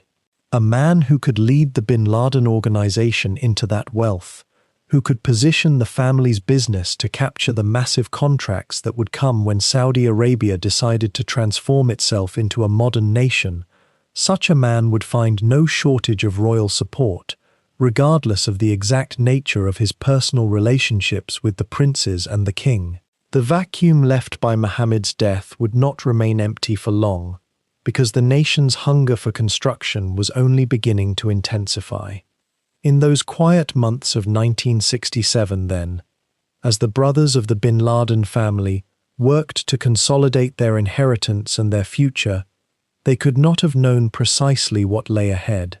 They knew their business. They knew their relationships with the court. They knew how to build. But the scale of what would come, the transformation of entire cities, the reshaping of the Arabian Peninsula's physical landscape, that was still waiting in the future, still compressed into the ground beneath their feet, like oil waiting to be found. For now, they had a kingdom that needed them, a kingdom that their father had helped begin to modernize. And they had, in the end, inherited something more than buildings and contracts. They had inherited a role, a position of trust, a way of mattering to the nation itself. Whether each of them understood exactly what that meant, or whether it would demand of them, was perhaps not yet entirely clear. When Mohammed bin Laden's plane descended through the Saudi sky that day in 1967, the machinery of one of the Middle East's most formidable construction empires had no clear pilot. The organization that had reshaped the kingdom's physical landscape, roads carved through the Nejd, the two holiest mosques expanded with reverence, airports and government buildings rising as monuments to a young nation's ambitions, suddenly belonged to no one man. There were sons, many sons, but among them stood Salem, the eldest, who would inherit not just his father's name, but the delicate responsibility of keeping the family's vast web of royal relationships intact, while the world around them was beginning to shift in ways that would demand a different sort of vision. Salem bin Laden was not his father. Where Mohammed had been a builder first, a man who understood the weight of stone and the patience of concrete, Salem was something else. A businessman with a modern education, exposure to international finance, and the kind of sophisticated understanding that came from watching his father navigate the highest corridors of Saudi power. He had grown up not in the scarcity that had shaped Mohammed's hunger, but in the abundance that oil and royal favor had created. And yet the burden he inherited was perhaps greater than the one his father had carried. For Salem would have to transform tradition without losing it, expand without losing control, and maintain the profound trust of a royal family that had come to depend utterly on his father's word. The transition was, by many accounts, remarkably smooth. Salem moved with a quiet authority into the position of chairman, taking up the responsibilities that Mohammed had held with such personal care. But where Mohammed had been visible in the dust and the scaffolding, Salem established himself in conference rooms and government offices. He understood, perhaps more clearly than his father had needed to, that in the modernizing Saudi Arabia of the late 1960s, contracts flowed not just from the quality of one's work, but from the sophistication of one's relationships, from the ability to speak the language of international business while honoring the old courtesies of Arabian patronage. One might wonder what pressures such a young man felt, stepping into shoes so monumental. The family empire was genuinely vast. Not only the construction company itself, but the network of contacts, the unwritten understandings with ministers and princes, the expectation that Salem would somehow hold together his father's legacy while navigating his own generation's different expectations. His brothers looked to him. The workers and engineers who had labored under Mohammed's direction now looked to him. The royal family expected continuity. Salem's strategy, pursued with a kind of intelligent restraint, was to honor what his father had built while quietly introducing the practices and thinking of international business. He invested in modern management structures. He began to diversify the company's interests in ways that reflected the changing Saudi economy, not abandoning construction, which remained the heart of the business, but understanding that a truly forward-thinking organization would need to have fingers in many pies. Telecommunications interested him. Aviation interested him. International investment, the kind that required understanding not just Saudi Arabia, but the broader world of global finance. The 1970s became his crucible. This was the decade when oil prices, after the embargo of 1973, began to generate unprecedented wealth in the kingdom. Suddenly, the ambitious projects that had been contemplated became possible. Suddenly, the government had capital to pour into the kind of transformative development that had seemed, only years before, like pleasant fantasies. Riyadh, which had been a relatively modest city of mud brick and traditional architecture, began its metamorphosis into a sprawling metropolis of glass and steel. Jeddah, already grander, began to stretch northward and outward, with new neighborhoods and commercial districts. And at the center of much of this transformation stood the Bin Laden organization. executing the projects that would literally rebuild the nation. But executing such projects at such scale required more than just the right relationships. It required managing massive teams of workers, sourcing materials from across the world, coordinating with foreign contractors and engineers, dealing with the kinds of technical and logistical challenges that came with building in a climate of intense heat, and often in terrain that presented genuine difficulties. Salem proved adept at this. He was comfortable with foreign businessmen in ways that his father perhaps had not needed to be. He understood how to negotiate contracts, how to structure deals, how to bring in specialized expertise from abroad without ceding control of the fundamental business. There is something poignant about imagining Salem in those early years of the 70s, walking through the dusty sites where his father had walked, but doing so not as a laborer or an intimate craftsman, but as a businessman overseeing an empire. The work was less personal, perhaps, but it was no less essential. Hundreds of thousands of workers, many of them migrants from across the Arab world and beyond, depended on the bin Laden organization for their livelihoods. Entire neighborhoods took their shape from the decisions made in Salem's offices. The relationship with the royal family, which had been the foundation of his father's success, Salem maintained with care. He was careful never to overreach, never to assume too much based on past intimacy. Instead, he positioned the bin Laden organization as the reliable instrument through which the kingdom's ambitions could be realized. When the government needed a massive building constructed, when a prince had a vision for an expansion or a new facility, the bin Laden organization was the entity that said yes and then figured out how to make it possible. One might observe that Salem, in his own way, was as much a builder as his father had been, though his materials were different. Mohammed had built with stone and concrete and sheer force of will. Salem was building with finance and relationships and organizational sophistication. Both approaches were necessary for their times. Both approached the task with a kind of profound seriousness, understanding that they were not simply creating structures, but literally shaping the physical world in which millions of people would live their lives.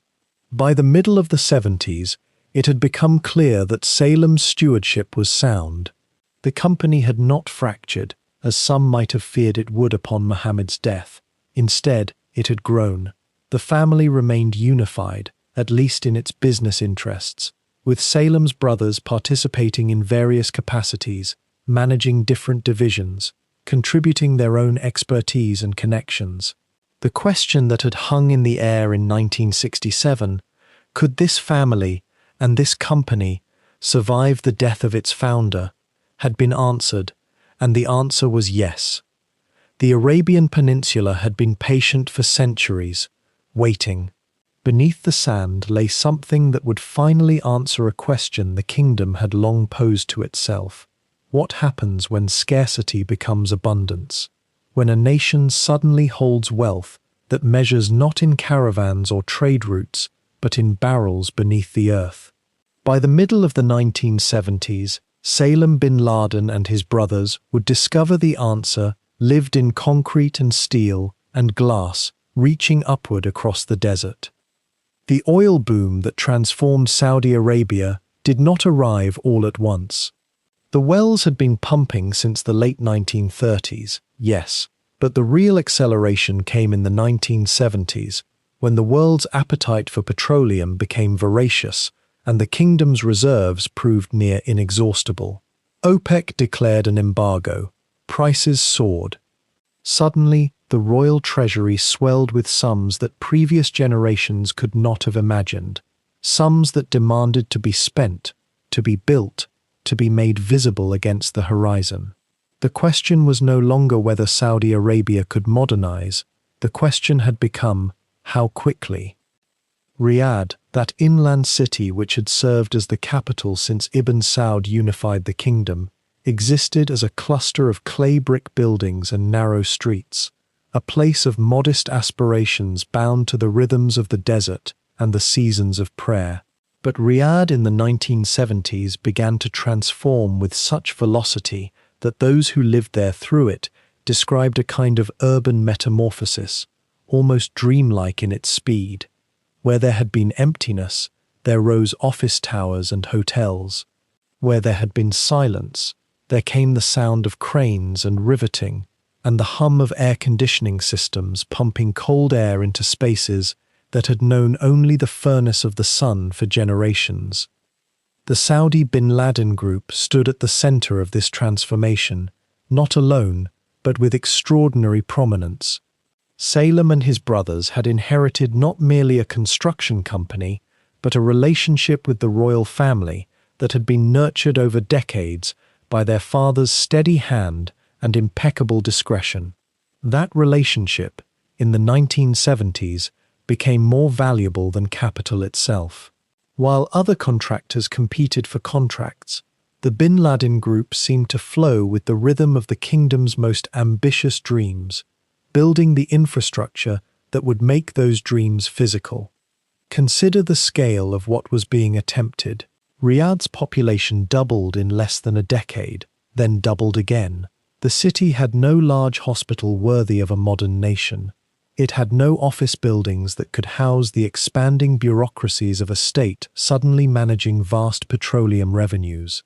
It had no hotels that could accommodate the businessmen, engineers, and consultants flowing in from Europe and America and Japan, all eager to participate in what felt like the reshaping of a corner of the world.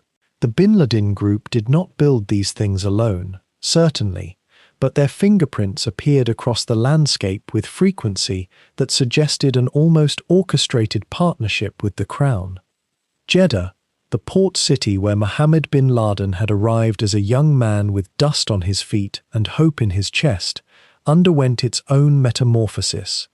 The waterfront, which had watched pilgrims and merchants for centuries, now became a stage for modernization. New roads carved through the old quarters. Buildings rose where traditional neighborhoods had contained their modest streets and courtyard houses. The Corniche, that long stretch along the Red Sea, began to crystallize into the boulevard it would become, lined with the glass and steel structures that represented the kingdom's new face, turning outward to the world. The brothers who ran the organization during this period understood something that perhaps transcends nationality, perhaps belongs to the deep logic of ambition itself. When a nation is in the grip of rapid change, those who can build quickly, reliably, and without excessive complaint become invaluable. The bin Laden group acquired a reputation which it earned for delivering projects on schedule despite the impossibility of conditions. Materials had to be imported across oceans. Labor came from Pakistan, from Egypt, from Yemen, from all the corners of the Arab world and beyond, and managing these workforces in the heat and isolation of the desert required not merely engineering knowledge, but a kind of patience that borders on the philosophical.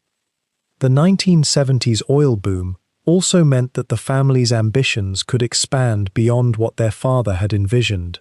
While Mohammed bin Laden had built roads and the two holy mosques with a kind of focused devotion to specific projects, Salem and his brothers began to think about portfolio diversification. Construction remained the core, the foundation, the thing that had given them access to the throne room. But could they not also think about building hotels, about telecommunications, about aviation? The petroleum wealth of the kingdom created opportunities that seemed to proliferate like light refracting through a prism, and a family with access and capital could pursue multiple avenues of enterprise simultaneously. Yet the construction remained primary. There is something instructive in that fact, something worth noting as the night deepens around us. Even as the bin Laden group's reach expanded into other sectors, their identity remained bound to the act of building. Perhaps it is because building requires a kind of commitment that other forms of business do not. You cannot hide behind a construction project. Your name goes on it. Your reputation is literally embedded in the concrete. A building stands or fails for decades, bearing witness to your competence or your shortcuts. The transformation of Riyadh and Jeddah through the 1970s created what might be called a new Saudi Arabia, one less recognizable to the Bedouin traders and scholars who had wandered the peninsula just a generation before. Glass towers replaced mud brick. Air-conditioned shopping malls lined with international brands displaced the souks where the same goods had been bought and sold through centuries of merchant tradition. Was this progress? The question itself seemed almost quaint in those years. Progress was visible, tangible, rising daily from the ground.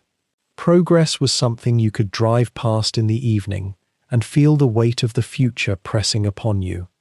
What Mohammed bin Laden and his brothers were participating in during these years was, in some sense, the construction of modernity itself. They were not merely building buildings. They were building the infrastructure through which a contemporary nation would conduct its business, house its citizens, express its power to the wider world. Every hotel that rose in Jeddah was an invitation to international businessmen to treat the kingdom as a peer, as a place worth visiting, worth knowing. Every office tower in Riyadh was a declaration that here, at this latitude, in this climate, on ground that had known nothing but tradition and faith for centuries, a modern state was being assembled piece by piece, project by project. The work was relentless and unglamorous, despite the grandeur of the results. It demanded logistics of astonishing complexity.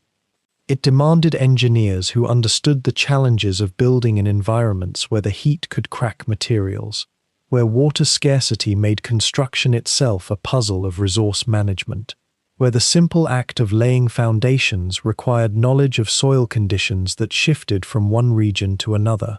The Bin Laden group accumulated this knowledge. They learned it through doing, through the accumulated experience of hundreds of projects, through the willingness to solve problems that had never been solved in quite these ways before. By the end of the 1970s, the landscape had been so thoroughly rewritten that those who remembered the earlier decades could barely recognize the cities they inhabited. This transformation, from old to new, from tradition to modernity, from scarcity to sudden abundance, all of it moved forward on the back of construction crews and project managers and engineers who answered to the Bin Laden group, who answered to Salem and his brothers, who answered to the royal family, who answered, in some ineffable sense, to the petroleum that had risen from beneath the sand to remake everything above it.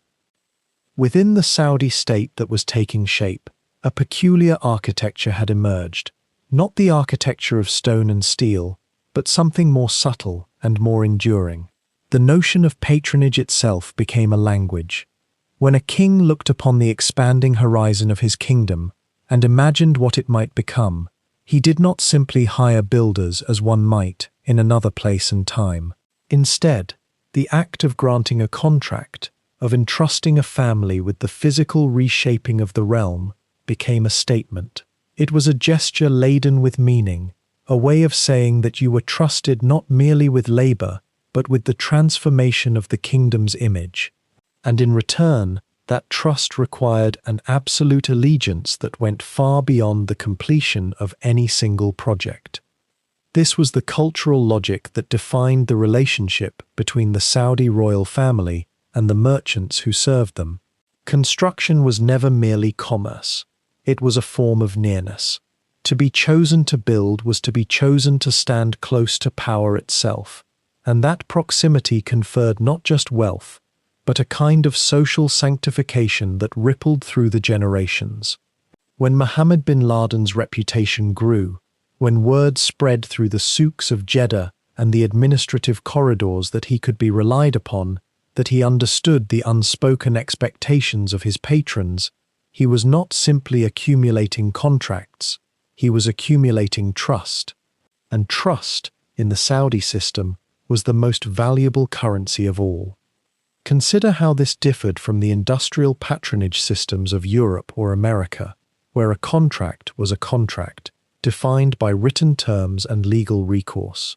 In Saudi Arabia, the relationship was more personal, more intuitive. A king might summon a builder and speak of a vision, not detailed blueprints, but a sense of what the kingdom might look like, what it might feel like to move through its spaces.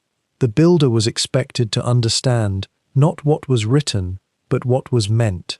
This required not just skill or efficiency, but a kind of emotional intelligence, a capacity to discern what the patron truly desired, even when those desires remained unspoken. And for those who could master this subtle art, the rewards were extraordinary.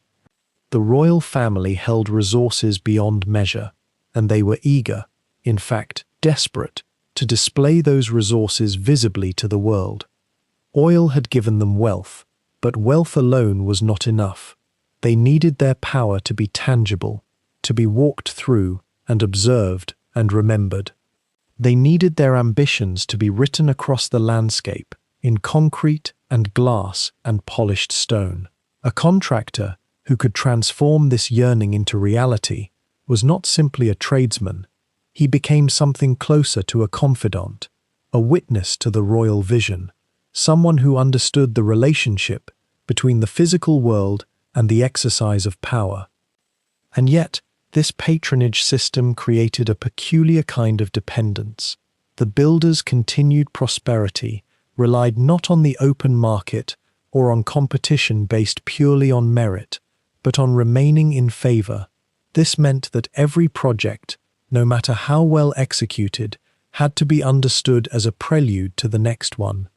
It meant that the builder could not afford to displease, could not afford to insist too strongly on his own vision if it conflicted with the patron's sense of what was required. It meant, in essence, that the successful contractor was perpetually performing loyalty, and perhaps the performance itself was the point. When Mohammed bin Laden received a contract to pave the roads between Jeddah and Mecca, he was not simply being given a job, he was being given an opportunity to demonstrate that he understood the sacred nature of that work, that he grasped how the condition of those roads reflected upon the kingdom's ability to serve Islam's most important pilgrimage. When he was later entrusted with the renovation of the grand mosques, the message was even more explicit. The king believed that this man, this Yemeni migrant, could be trusted with Islam's holiest precincts. That trust was not given lightly, and it was not something that could ever be taken for granted or allowed to lapse. This culture of patronage also created a kind of economic hierarchy that was invisible yet utterly binding. The major contractors became extensions of the royal will, and in exchange for their service and their reliability, they were granted access to wealth streams that allowed them to build their own enterprises. But those enterprises remained, fundamentally, dependent on maintaining the patronage relationship. A wealthy contractor might dream of independence, of purely commercial ventures, but the greatest prizes, the most prestigious projects, the contracts that would define a legacy, always remained within the king's discretion. And the king's discretion could never be predicted or guaranteed. It could only be continually earned through performance, through loyalty, through an almost intuitive understanding of what the patron wanted before the patron himself had fully articulated it. Over time, this system bred a particular kind of merchant, one who was part businessman, part courtier, part philosopher of the royal vision. The bin Laden family, as it grew and expanded its operations through the middle decades of the 20th century, developed this sensibility to an extraordinary degree. The family's contractors learned to move between the worlds of engineering and statecraft, between the technical challenges of construction and the emotional and political dimensions of patronage. They became, in a sense, interpreters, translating the kingdom's ambitions into physical form. This also meant that the family's business could never be understood in purely economic terms. Profit margins mattered, certainly, but they were always secondary to the maintenance of favor. A contract that was profitable but left the patron dissatisfied was ultimately ruinous, because it jeopardized the flow of future contracts, the access to credit, the social standing that allowed the family to operate in the first place. And conversely, a contract that resulted in less profit but that exceeded the patron's expectations and deepened his sense of loyalty to the contractor could open doors that had seemed impossible before. It is worth pausing here to consider how this system, once understood, begins to illuminate much of what followed in the family's story. The rapid expansion of the bin Laden organization through the decades ahead was not simply the result of superior management or better engineering. It was the result of having mastered, to an almost intuitive degree, the subtle dance between commerce and courtship that defined Saudi Arabian business at the highest levels.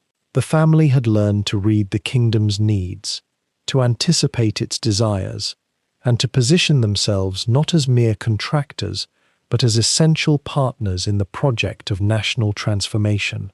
And perhaps, too, this explains something about the nature of wealth and power in societies where the state and the market are not clearly separated, where the distinction between a business transaction and a political relationship has been erased. In such systems, the successful merchant is always, in some sense, playing a role. He is performing not just competence but loyalty, not just delivering a product, but demonstrating an understanding of a larger vision. And the more successful he becomes, the more elaborate and invisible that performance must be, until it is no longer clear whether he is serving the state or the state is serving him, until the two have become so intertwined that separating them becomes an exercise in futility. By the late 1970s, as the Saudi bin Laden Group's cranes rose higher and higher across the kingdom's expanding cities, a quiet shift was beginning in the family's consciousness. The brothers, and by this time there were many of them, each with their own ambitions and their own connections to the kingdom's expanding circles of power, began to understand something that their father Mohammed had perhaps intuited but never fully articulated, that cement and steel, while essential and endlessly profitable, were no longer the only language in which to speak to the future. The kingdom itself was changing, accelerating beyond the rate of even the most furious construction. Saudi Arabia was becoming not just a place of pilgrimage and oil extraction, but a nation with ambitions toward economic diversity, toward being modern in ways that extended far beyond the physical reshaping of cities. Telecommunications, in those years, represented something almost impossible to imagine in its scope. The idea that voices could travel across copper wires buried beneath the desert, that information could move at the speed of electricity itself rather than at the speed of a man on horseback or a truck on a road, was itself a kind of miracle. The bin Laden family, with their deep pockets and their intimate understanding of how the Saudi state worked, how to navigate its bureaucracies, how to understand the quiet wishes of those in power, began to position themselves within this emerging sector. They invested in communications infrastructure, in the networks that would eventually bind the kingdom together with invisible threads of data and voice. It was, in many ways, a natural extension of their original mission. They had always been about connection, about linking disparate parts of the kingdom, about making the difficult possible. Now they were simply doing it without the visible machinery of steel and concrete that had defined their earlier work. Aviation, too, became a focus. One might wonder why a construction company would venture into the business of moving people through the sky, but the logic was apparent to those who understood the family's thinking. Saudi Arabia, vast and sprawling, demanded efficient movement. The kingdom had no developed railway system. It was built, in many ways, for the sky. The bin Ladens began to invest in airlines, in the infrastructure of airports, in the mechanical and logistical frameworks that would allow people to move rapidly across distances that had, in their grandfather's time, taken weeks to traverse. They understood that they were still in the business of infrastructure, of connection, of making movement possible. The tools had simply changed. Instead of laying asphalt, they were arranging the financing of Boeing aircraft. Instead of building roads, they were managing air traffic.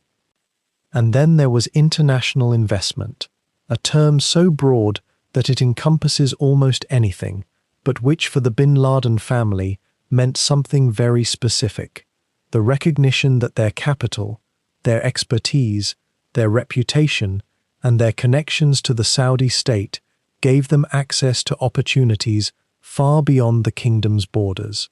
By the 1980s, they were investing in businesses across Europe and the United States. They bought stakes in various enterprises. They became involved in real estate ventures in London and Paris. They positioned themselves as investors and partners in the global economy. This was, in some ways, a kind of evolution that many great construction empires undergo. The transition from being builders to being capitalists, from creating physical value to managing abstract financial instruments. It is worth pausing here to consider what this diversification meant psychologically as well as economically. The original vision of Mohammed bin Laden had been fundamentally tactile. A man could walk onto a site, see the work being done with his own eyes, understand its progress in concrete terms. Telecommunications and finance, by contrast, exist in realms of abstraction. You cannot see electricity moving through wires. You cannot touch the value represented by a stock certificate. Yet the family adapted. This speaks to something important about the nature of the bin Laden enterprise. It was always, at its core, about understanding what the kingdom needed and positioning oneself to provide it. In the late 20th century, what the kingdom needed was not just roads and buildings, but integration into global systems of commerce and communication. The diversification also allowed the family to hedge against risk in ways that pure construction could not. Building remains, at its heart, a cyclical business. Economies boom and contract. Construction budgets expand and contract with them. But telecommunications is less vulnerable to these cycles. Neither is finance. By spreading their wealth and their attention across multiple sectors, the bin Ladens were ensuring their resilience, their capacity to survive and thrive, even if the construction industry faced downturns or if the kingdom's immediate building needs were temporarily satisfied. What is perhaps most striking about this period is how quietly it happened. There were no grand announcements, no cutting of ribbons, no photographs of senior family members holding ceremonial tools. The diversification simply occurred, almost organically, as if the family were a living organism that had learned to photosynthesize through multiple surfaces simultaneously. The construction business continued, and in fact continued to grow and to secure important contracts. The bin Ladens remained, after all, one of the most trusted construction firms in the kingdom. But alongside this traditional foundation, new branches of commerce grew upward and outward, reaching toward the sky and toward distant markets.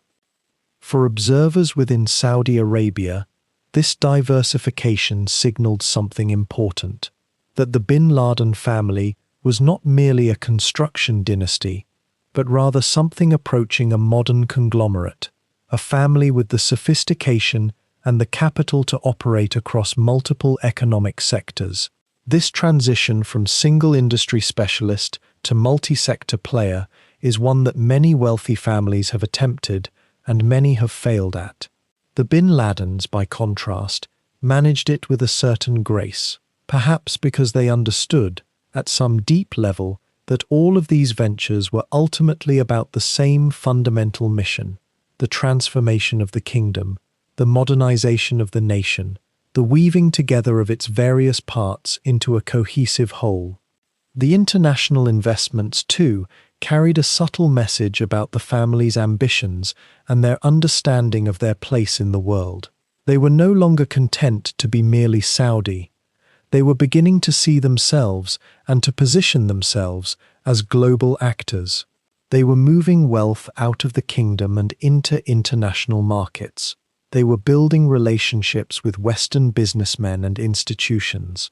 They were, in effect, beginning the slow process of becoming a truly multinational family enterprise.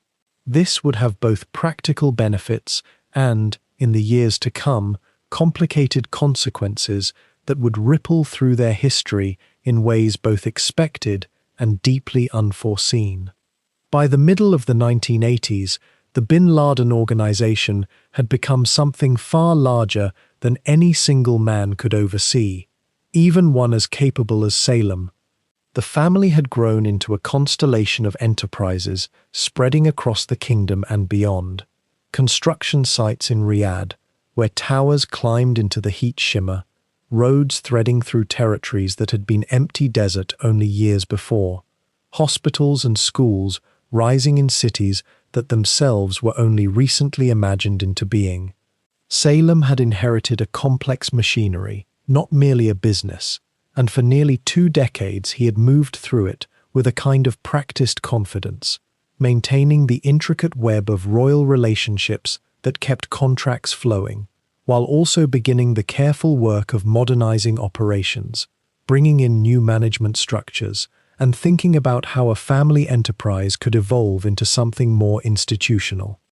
But on the afternoon of May 23, 1988, Salem was piloting a small aircraft over the Texas Gulf Coast near Corpus Christi when something went wrong. The details were never fully clarified.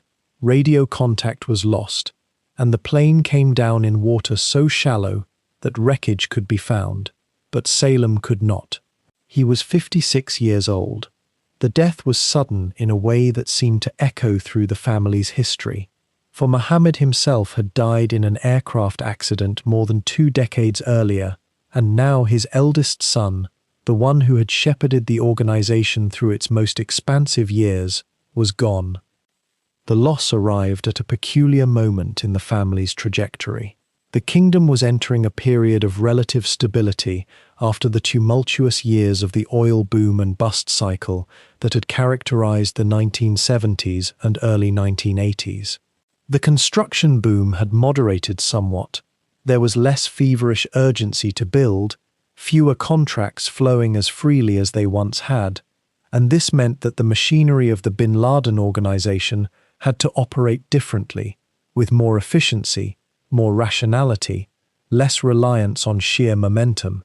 Salem's death, unexpected as it was, forced a reckoning that had perhaps been waiting in the wings for some time. Who would lead now? How would leadership be distributed among the dozens of sons that Mohammed bin Laden had left behind? The family had always been something of a puzzle to outsiders, a structure that seemed almost feudal in its complexity. Mohammed had married multiple women over his lifetime, as was permitted under Islamic law, and had fathered more than 50 children. The exact number varies depending on the source, but the scale of the family was immense. These children had different mothers, different positions within the household hierarchy, different access to resources and influence. Some had been educated abroad, in Europe or America. Others had grown up primarily in Saudi Arabia and knew only the kingdom's institutions and customs. Some were full brothers and sisters, others were half-siblings with whom they shared only a father. This vast network of kinship had its own internal politics, its own questions of precedence and respect.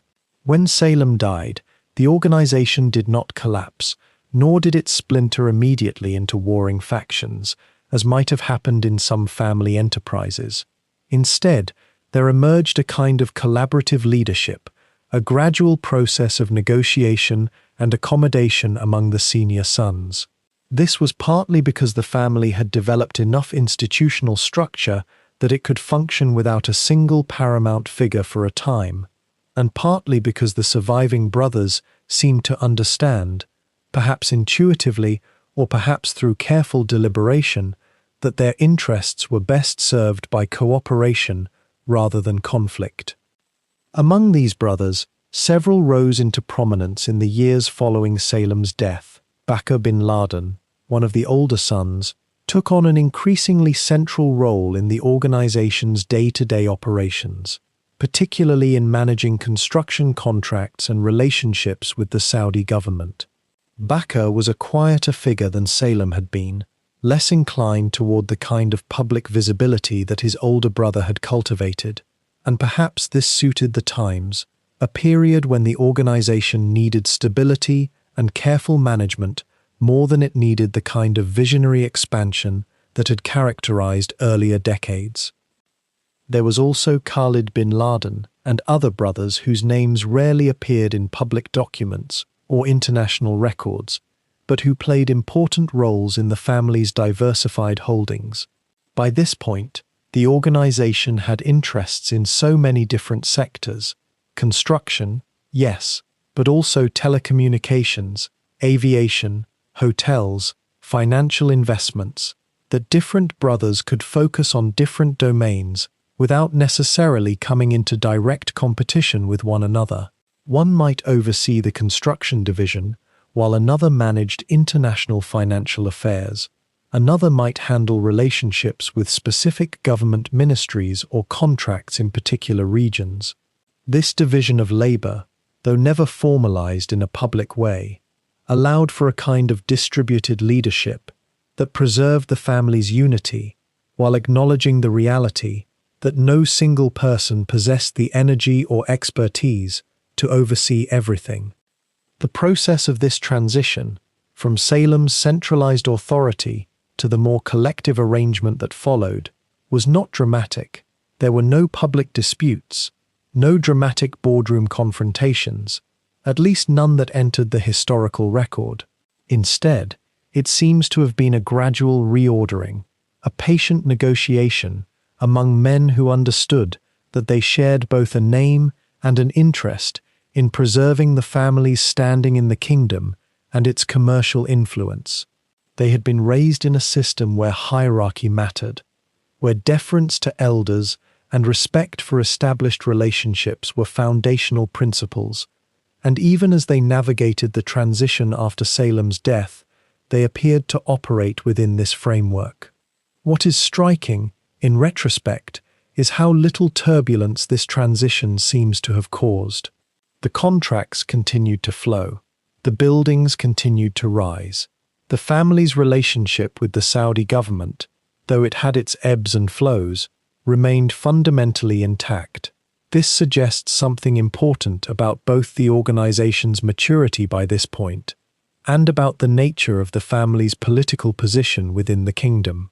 The bin Laden organization had become so woven into the fabric of Saudi development, so essential to the practical realization of the kingdom's infrastructure and modernization, that even the death of a paramount figure like Salem did not threaten its viability. The organization had, in a sense, transcended any individual person's capacity to lead it. Yet there remained a strange poignancy to this transition, a sense of an era ending. Salem had been the bridge between his father's generation and the modern era. He had known Mohammed bin Laden, had lived through the earliest years of the organization, and had then guided it through the explosive growth of the oil boom decades. His death meant the closing of a chapter that could not be reopened. The brothers who survived him would manage the organization differently, not necessarily better or worse, but differently. They would inherit an enterprise that was already vast and established, rather than one that was being built. They would inherit legitimacy and power, but also a more complicated relationship with the state, because the world had changed in ways that made the simple exchange of construction service for royal favor somewhat less straightforward than it had been in earlier years. In the quiet months and years following Salem's death, the bin Laden family reorganized itself in ways that would shape its trajectory for decades to come. The organization remained fundamentally strong, but it had entered into a new phase, less dependent on any individual visionary, more institutionalized, more distributed in its leadership and its concerns. This reshaping, though it occurred with little public fanfare, would matter enormously for what the family would become and how it would navigate the immense transformations that awaited Saudi Arabia and the broader world in the years ahead. Now, within this sprawling structure of ambition and concrete, within the lives of dozens of brothers building and negotiating and managing the family's vast holdings, there was one son whose name would become inseparable from tragedy, whose choices would cast a shadow that the family itself would spend decades trying to distance itself from. Osama bin Laden was born in 1957, one child among more than 50 offspring that Mohammed bin Laden fathered across multiple marriages. In the hierarchy of the bin Laden household, where birth order and maternal standing determined proximity to influence, Osama was neither firstborn nor forgotten, but rather one thread among many in a tapestry that seemed almost designed to disperse power and wealth across generations rather than concentrate it. The precise circumstances of his childhood remain partially veiled. What we know is that he was young when his father died, only 10 years old when that plane descended toward the earth in 1967. His mother, Alia Ghanem, was one of Muhammad's wives from Syria, and by some accounts she was less favored than others in the household hierarchy, which may have shaped the boy's early sense of standing within the family structure. But he was still a bin Laden. He was educated in the manner befitting his station, sent to schools where he learned English and mathematics alongside Islamic studies, and as he grew into adolescence, he had access to the family's wealth and international networks in ways that billions of people on Earth would never experience. During the 1980s, when much of the family was focused on the construction booms that were reshaping Saudi cities, Osama became drawn towards something else entirely. The Soviet invasion of Afghanistan in 1979 had created a rallying point for Muslims across the Islamic world, and young men with conviction and resources were moving toward that conflict. By accounts that have been pieced together through interviews and investigations, Osama began traveling to Pakistan to support the Mujahideen fighters, and gradually he moved from financial contributor to something more directly involved. He helped organize camps, recruit fighters, and coordinate what would eventually become known as Al-Qaeda, a network born partly from the intersection of religious conviction and the machinery of jihad. The family's response, when it became clear that one of their own had chosen this path, was to move swiftly and decisively toward separation. This was not a private matter that could be hushed away in the manner of a business disagreement or a romantic scandal. By the late 1980s and into the 1990s, as Osama's actions became increasingly public and increasingly militant, as he issued statements and organized attacks, the bin Laden family made a choice that was both practical and, one might say, necessary for their survival in Saudi society. They disowned him, formally, publicly, without ambiguity. The family released statements distancing themselves from his ideology, his methods, and his name. Some accounts suggest they went further, attempting to extract him from the family tree entirely, as though renunciation could erase the biological fact of relation. This was not theatre. The stakes were real and high. The Saudi royal family had supported the American position during the Cold War and beyond, and here was a member of one of Saudi Arabia's most prominent families directly challenging that alignment, directly attacking American interests. The bin Laden family's vast wealth and influence depended entirely on their relationship with the Saudi state. A son at war with Saudi Arabia's closest ally threatened everything the family had constructed over decades. The disownment, then, served multiple purposes simultaneously. It was a protection of the family's interests.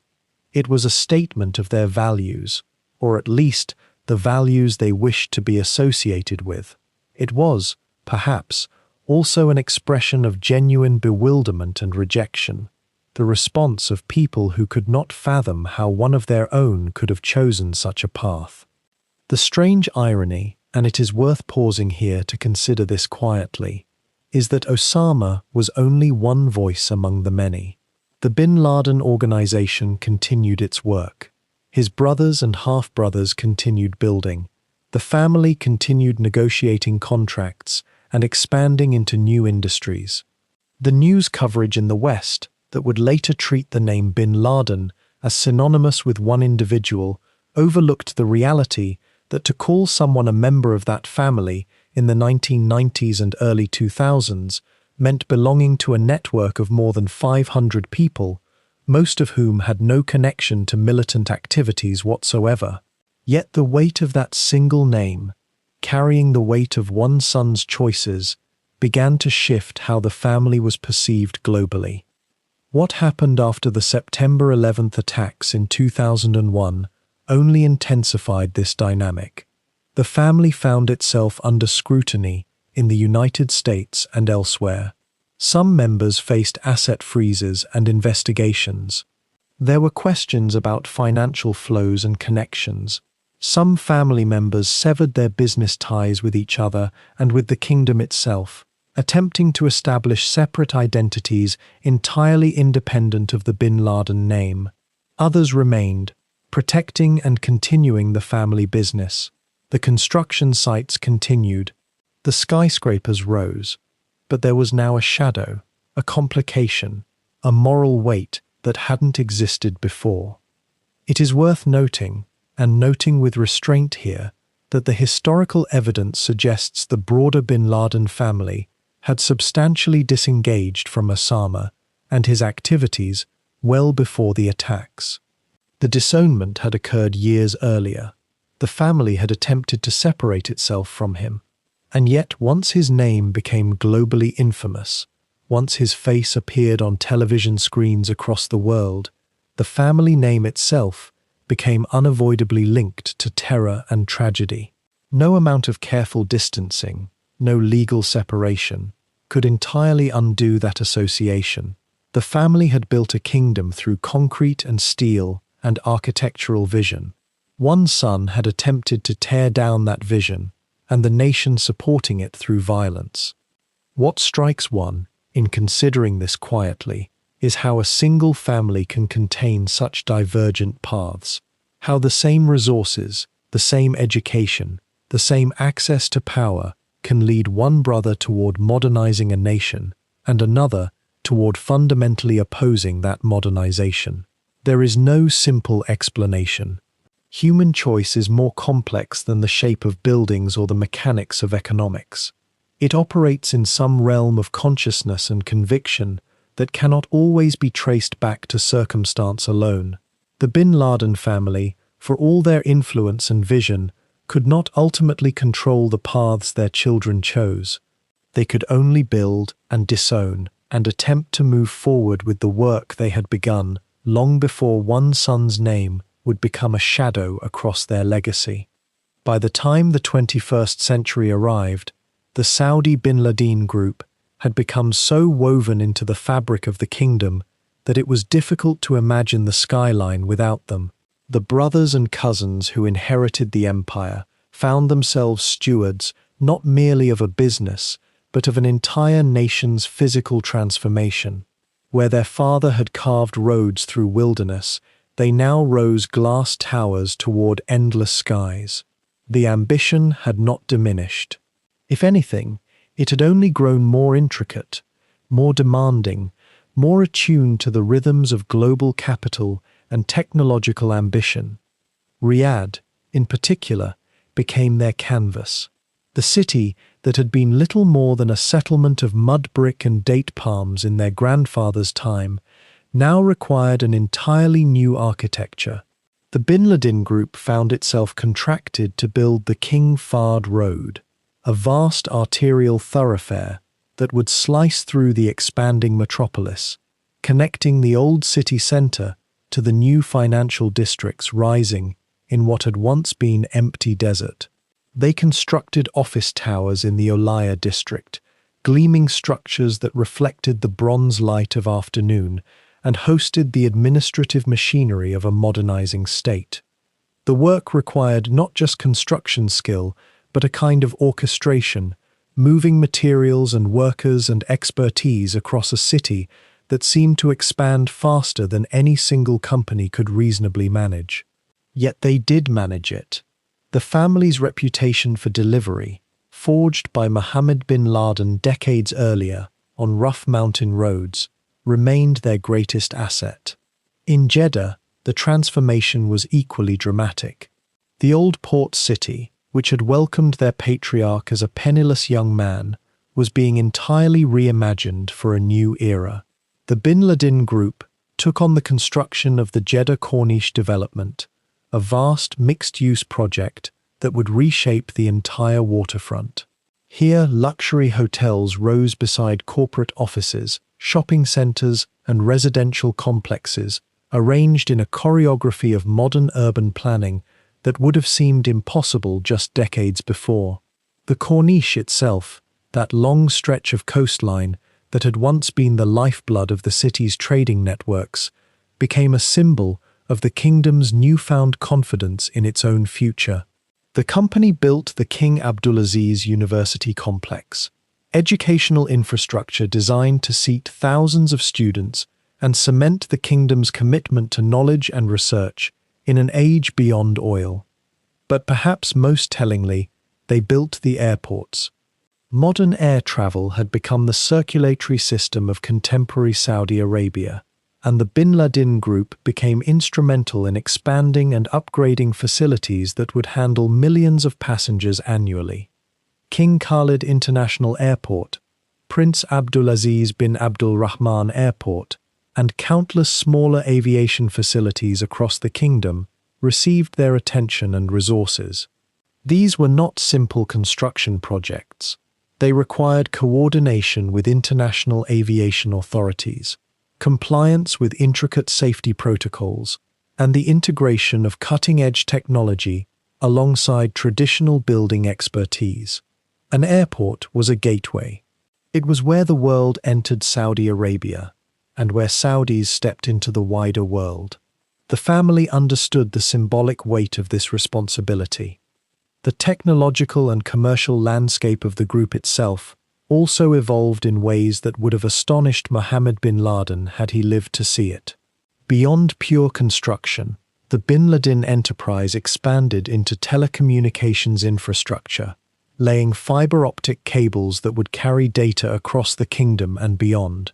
They invested in renewable energy projects, positioning themselves not just as builders of the physical kingdom, but as participants in its energy transition.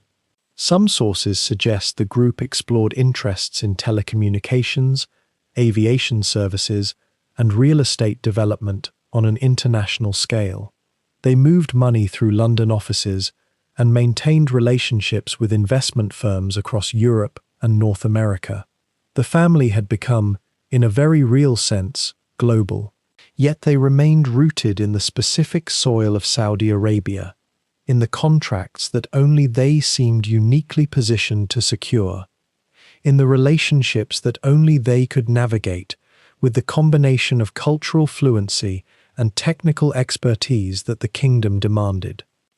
The 21st Century Vision initiatives, particularly the kingdom's ambitious plans to diversify beyond petroleum, seemed almost tailored to the Bin Laden Group's expanding portfolio.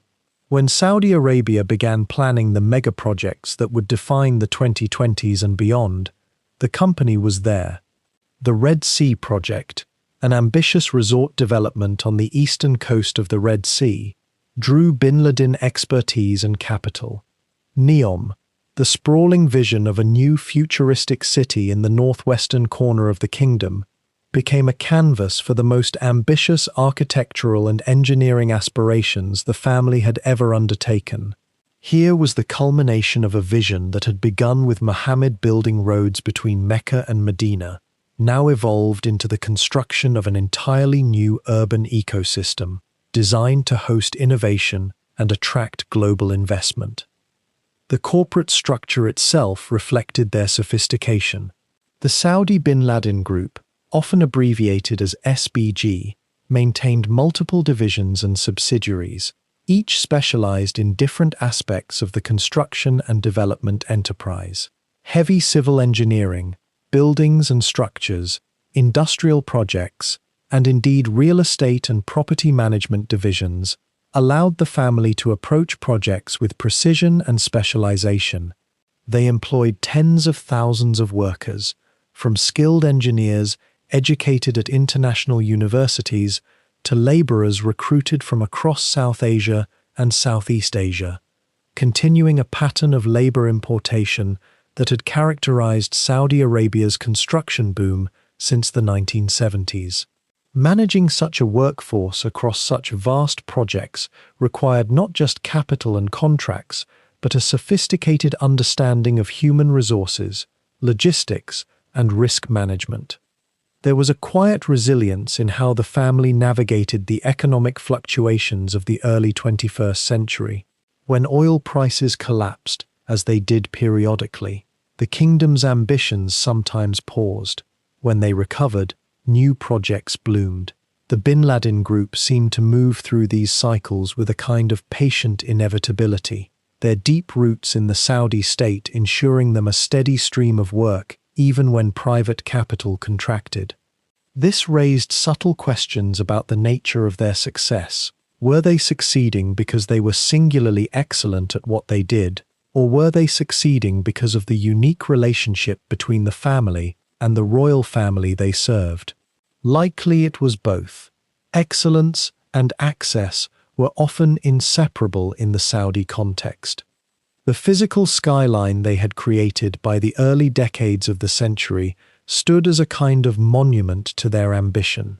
If one stood at a vantage point in Riyadh on a clear morning, watching the light catch the glass and steel of the towers rising around you, it would be difficult to find a major structure, a significant road, or an important piece of infrastructure that had not somehow borne the imprint of Bin Laden hands and Bin Laden vision. They had transformed the landscape as thoroughly as any royal builder in history had transformed theirs. The difference was one of scale and speed. What had taken centuries elsewhere had been compressed here into mere decades. The family had become, in effect, the physical architects of the Saudi state's modernization. And still, quietly, the work continued. New projects were always emerging. New ambitions were always taking shape. The empire that Mohammed bin Laden had founded, with little more than determination and a reputation for reliability, had evolved into something vast and complex and thoroughly entangled with the destiny of the nation itself. And so we arrive at a peculiar stillness, the kind that settles over a city at the threshold between day and night. The limestone facades that caught the dawn light in our opening moments have since been joined by thousands of others, each one a small monument to the ambition of a single family whose name became inseparable from the nation's physical transformation. Yet monuments, as all thoughtful observers have come to understand, are temporary things. They age, they crack. Sometimes, in the great slow turning of decades, they are demolished to make way for structures yet more ambitious, more gleaming, more reflective of a newer vision of what a kingdom should be. There is something both humbling and curious in this truth.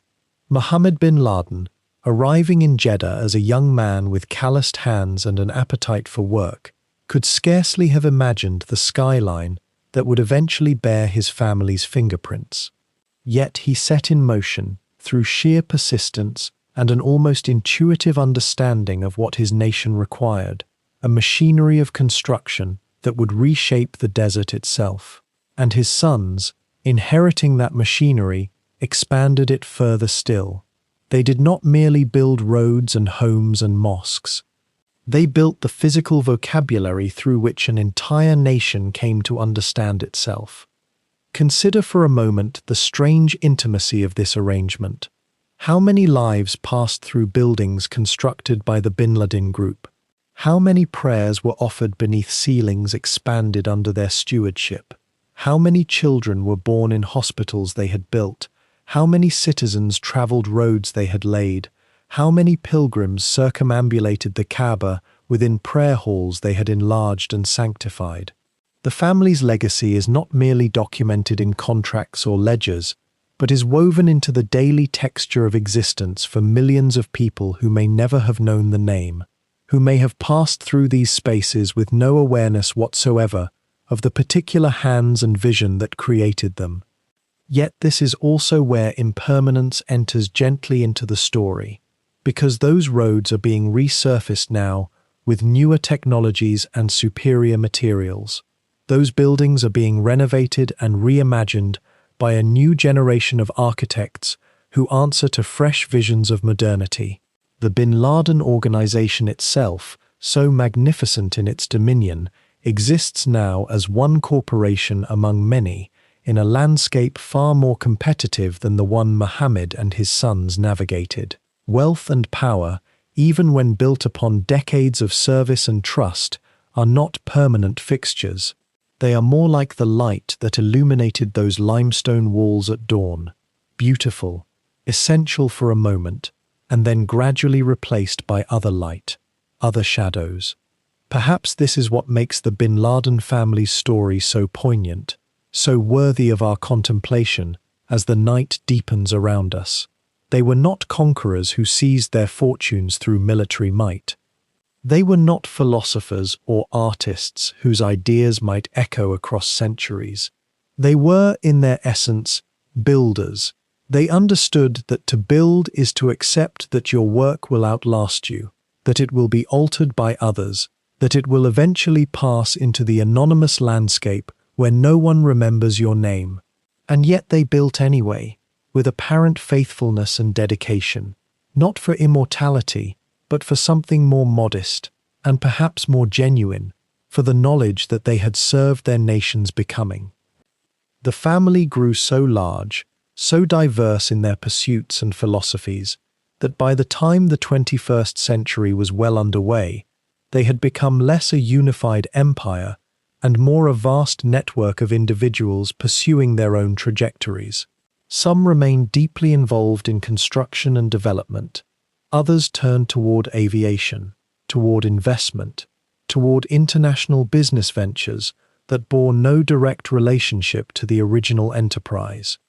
The organization that Muhammad had founded evolved into something more diffuse, more modern, less personal. This too is a kind of impermanence, not the erosion of the physical structures, but the gradual transformation of the family itself, from patriarchal dynasty to something resembling a contemporary multinational enterprise. And there is a final quietness in recognizing that the kingdom itself has moved beyond the need for any single family to be its primary architect of transformation. When Mohammed bin Laden first accepted the commission to build the roads between the holy cities, he was filling a void that perhaps no other entity could fill. The state was young, its resources constrained, its technical expertise limited. A capable and trustworthy builder was a precious asset, almost a necessity. But nations grow. They accumulate capital, expertise, bureaucratic sophistication. They develop multiple contractors, multiple vision, competing interests. The Bin Laden family's dominion was always, in some sense, dependent on circumstances that could not remain static forever. And those circumstances did not. What endures, though, is something less tangible than buildings or financial portfolios. It is the understanding that one family's labor contributed substantially to the physical form of a nation during its most formative period of modernization. It is the knowledge that ambition, when harnessed to discipline and service, can create legacies that touch millions of lives. It is the recognition that impermanence is not a failure. It is the very condition of being alive, of being engaged in the world, of mattering for a time, and then gracefully receding to allow new chapters to unfold. The limestone walls of Jeddah, that first pale light we imagined together hours ago, have given way now to darkness. The cranes that once dominated those skylines have moved on to new projects, or been dismantled entirely. The men and women who worked beneath the desert sun, who navigated the challenges of building in hostile terrain, who served the vision of a family and a kingdom simultaneously, they have faded into the ordinary condition of all human beings, which is to be remembered, if at all, only in the structures they left behind, and in stories like this one, whispered into the night. The bin Laden family's chapter in Saudi Arabia's story will continue to evolve. New structures will be built. Others will crumble or be reimagined. The name will recede further into historical distance with each passing decade, becoming less a living force in the present and more an artifact of a particular moment when a nation was discovering what it could become. And perhaps that is enough. Perhaps that is precisely the right measure of a life's work, not to be remembered forever, but to have mattered genuinely when remembrance was possible, and then to settle peacefully into the past, where it can be studied and reflected upon without the urgency of the present demanding our entire attention. Let that settle with you now as the night deepens. Let the image of those pale limestone walls at dawn and the infinite variations they underwent across decades carry you gently toward rest. The story of ambition and impermanence, of empires built from patience and eventually transcended by time itself, is an old one. It is the story all of us are living in our own quieter ways, and as sleep approaches, as your own consciousness begins its nightly dissolution into the peaceful dark, remember that you too are building something that will outlast you, something that will be altered by others, something that matters not because it is permanent, but because you have tended it with care.